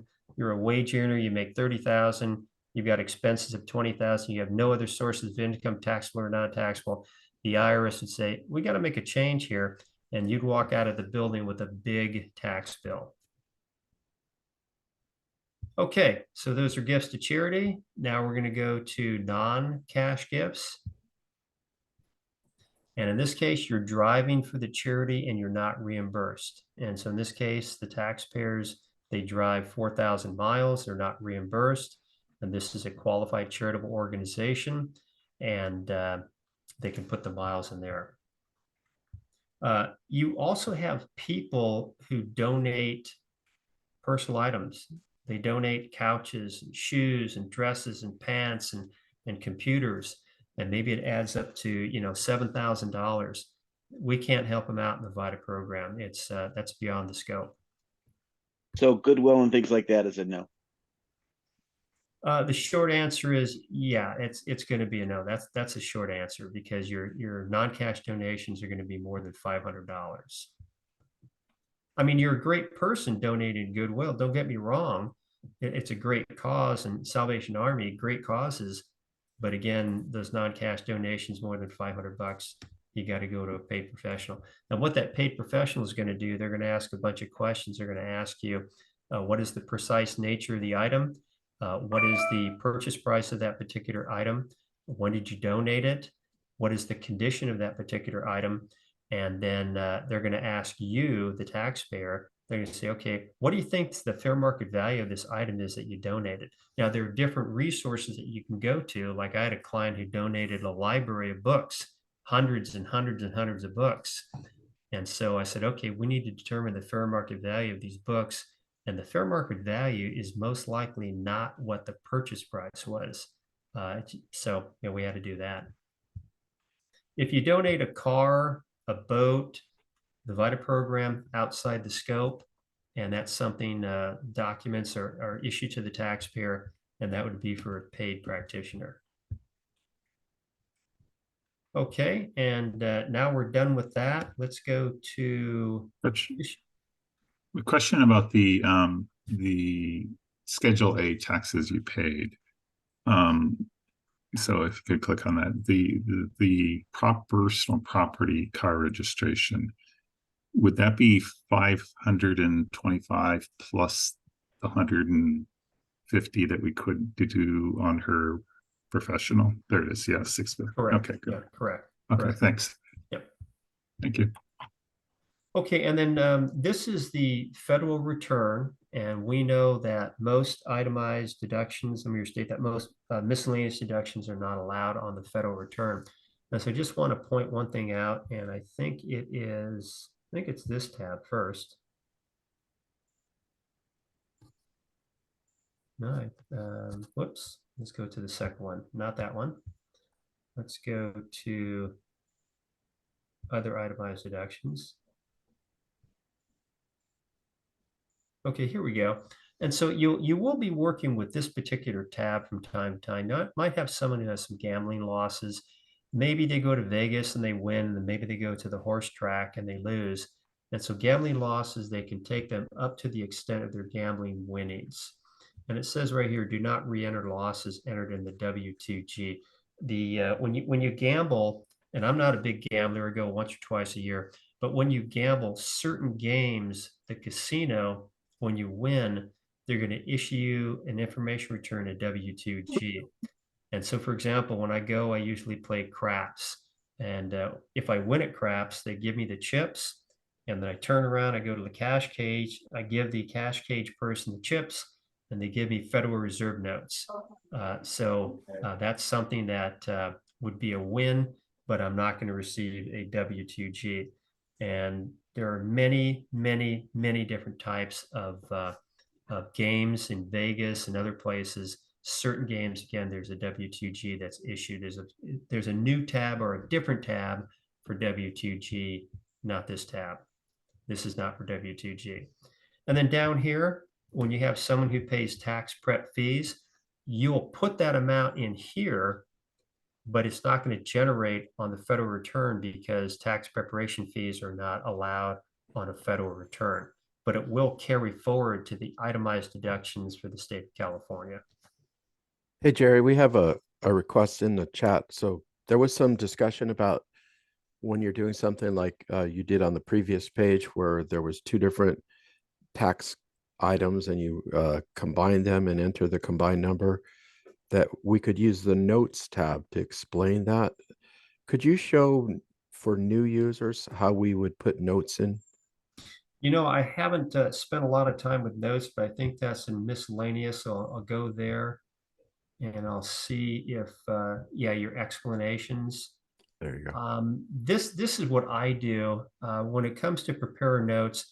If you have something that you think there's a compelling reason to tell the government, hey, this is what's going on, then you can open this up and you can generate your prepare notes. You could do that. And let me go back and do that slower. So again, you're talking about your miscellaneous forms.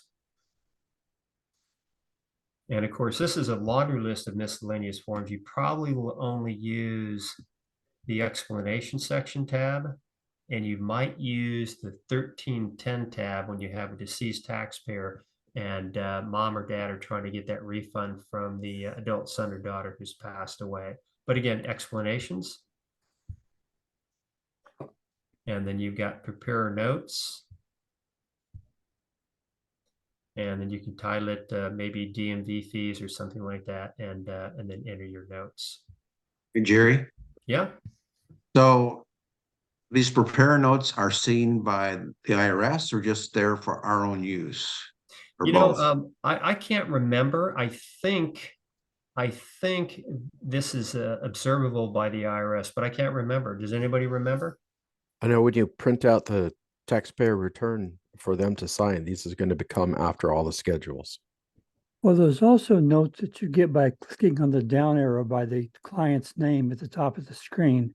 Yeah, you can do a sticky note that only the other preparers will see. That's probably what you want the quality reviewer to see. So Jerry, if you see where the client's name is and there's a little arrow next to them. Just to the left of save and exit. If you click that down arrow, you get a put pop-up. sticky note. Yeah, one thing I've learned is I do not deviate from my lesson plan. I'm not going to click on a bunch of stuff and actually burn. So anyway, that's the prepare note. And I've used that, but I don't use it for every return. But it's available to you.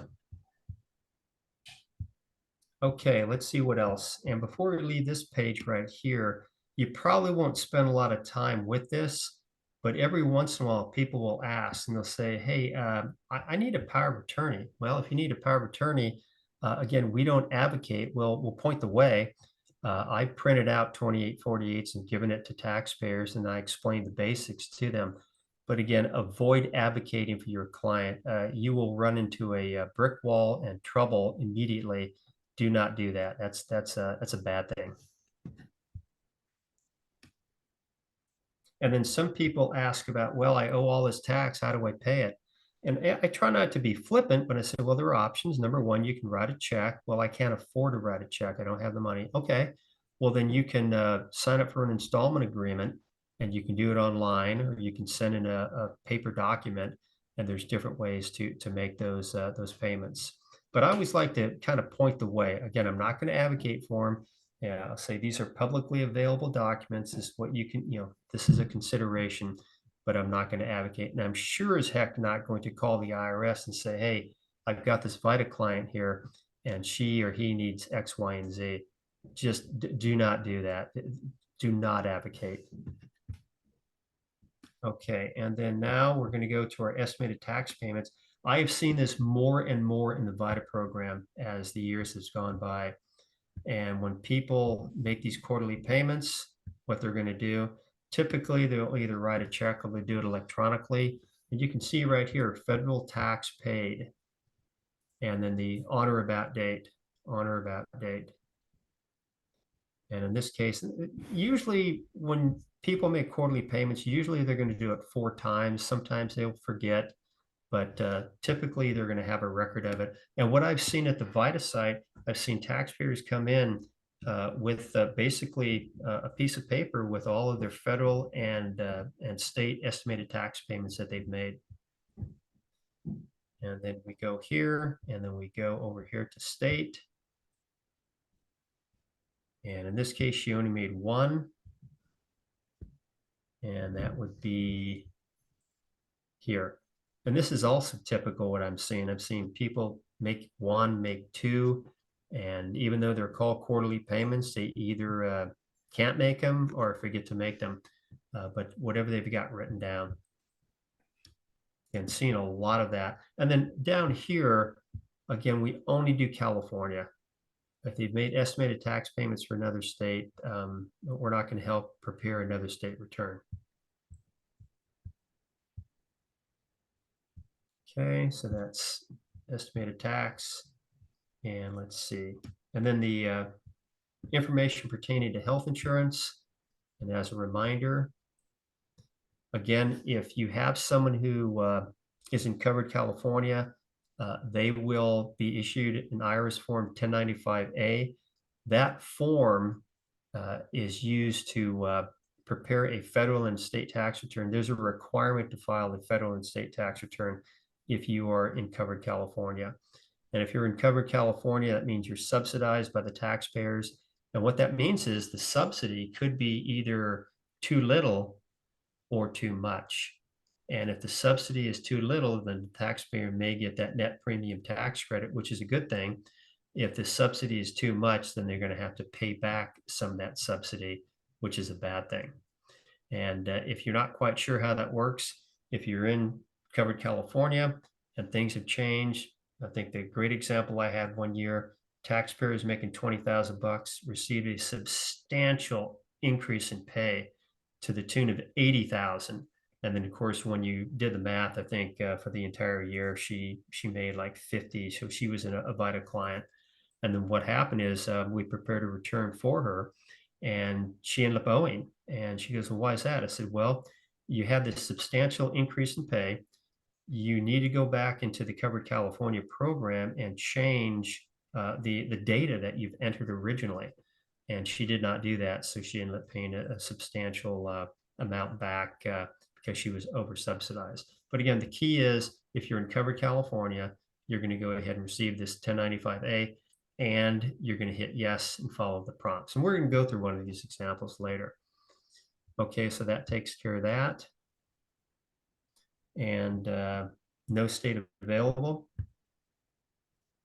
And let's do this. Now, if I hit view print return, you're not going to see it. I'll see it, but you can't see it.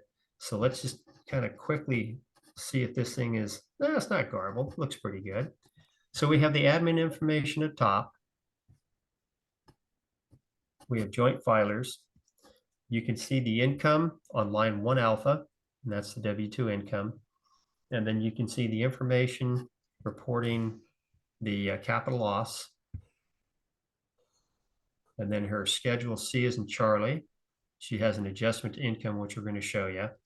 And you can see that their total deductions are 27,700, and that equates to a standard deduction.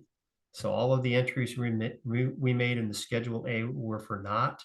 They get the standard deduction. And this qualified business income deduction, it's a 20% deduction, very generous deduction. It's for a lot of Schedule C folks, and she gets that. And then taxable income is on line 15, that 23,000 and change. And then we're going to go to page 2. And you're going to see line 16, and that's that individual income tax, or individual income tax.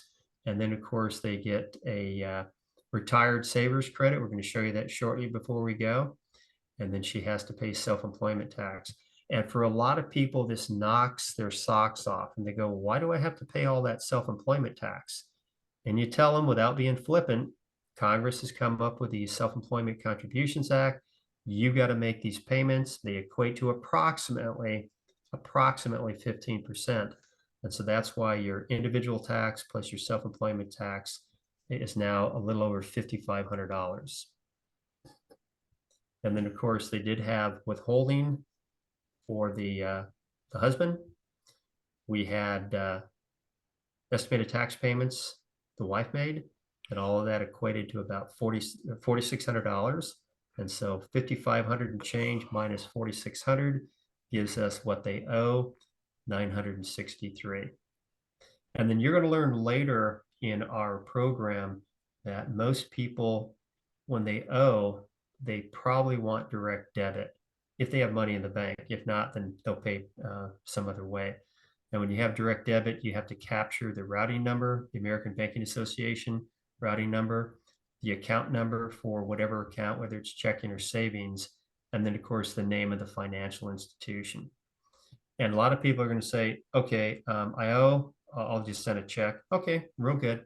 Just make sure you send it by the due date. Okay, so that's page 2. Let's go to page 3, give you a quick show there. Again, Schedule 1 is additional income and adjustments to income. This is that Schedule C, and that's that net income. And then what happens, and I see this all the time with VITA clients also, they'll say, you know, that doesn't sound right. I had more expenses. Okay, well, go check your records. Maybe you did. And then what we can do, you can come back later. We're not going to e-file this for you, and we'll add those other expenses. And that's really common. And so you want to give them the benefit. They'll go home, look at their record, and say, yes, I did have additional expenses. Okay, this is the amount down here, line 10, the 23,000 change. And then we go to the adjustments to income. And you can see right here, one of the adjustments is that 1/2 self-employment tax deduction. So this is a good thing. And that's allowed because they paid self-employment tax, and Congress says if you're self-employed, you can get a 1/2 self-employment tax deduction. So that's a good thing for them. There are other adjustments to income, and you'll typically see maybe educator expenses like we talked about. If you're in my program, we have reservists and active duty folks who we help out. They're allowed certain, reservists, they're allowed certain expenses. You've got your alimony paid, you don't see that very often, but you might see an IRA deduction. You might see a student loan deduction, and these are adjustments to income, which means you've got income, adjustments to income, and the difference is AGI. Okay, we're going to go to page 4.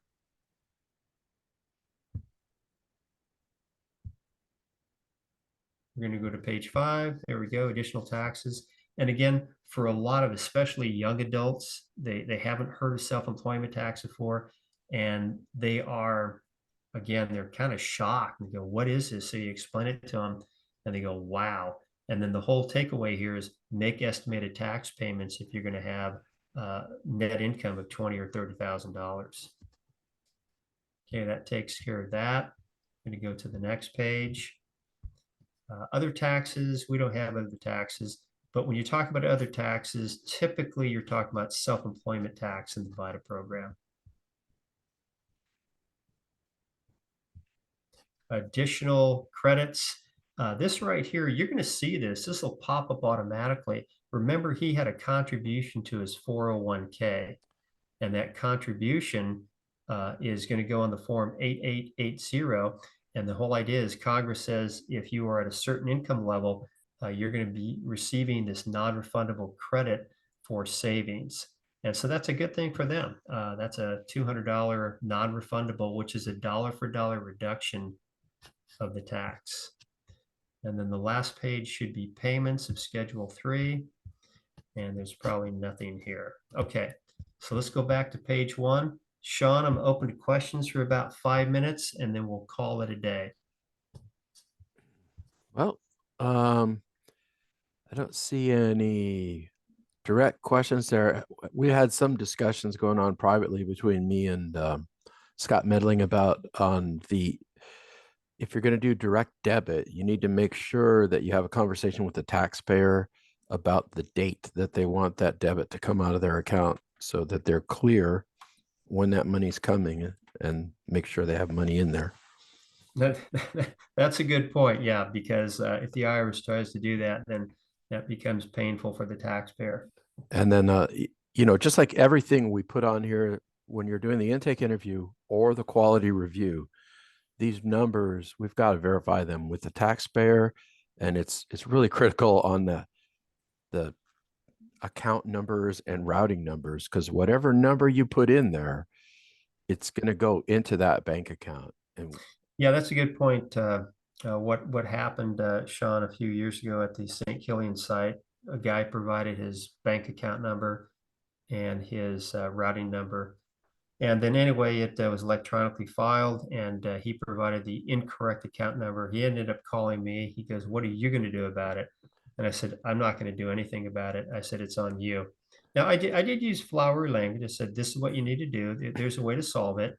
It's not going to happen in 2 minutes, but you need to reach out to your bank. You need to reach out to the IRS. And eventually he solved it. But I told him, I don't advocate for clients. And if you're a VITA volunteer and you advocate for clients, plain and simple, you're wrong. But again, show them the way, show them the path, because that can be traumatic for someone getting a refund. But do not take the bait and try to advocate for them. We're entering that number into the form, but we should have them look at it and validate that it's correct. Oh yeah, yeah, absolutely. And then I don't think this really needs to be said, but I'm just going to put it out there because it was covered in our site coordinator training by the IRS.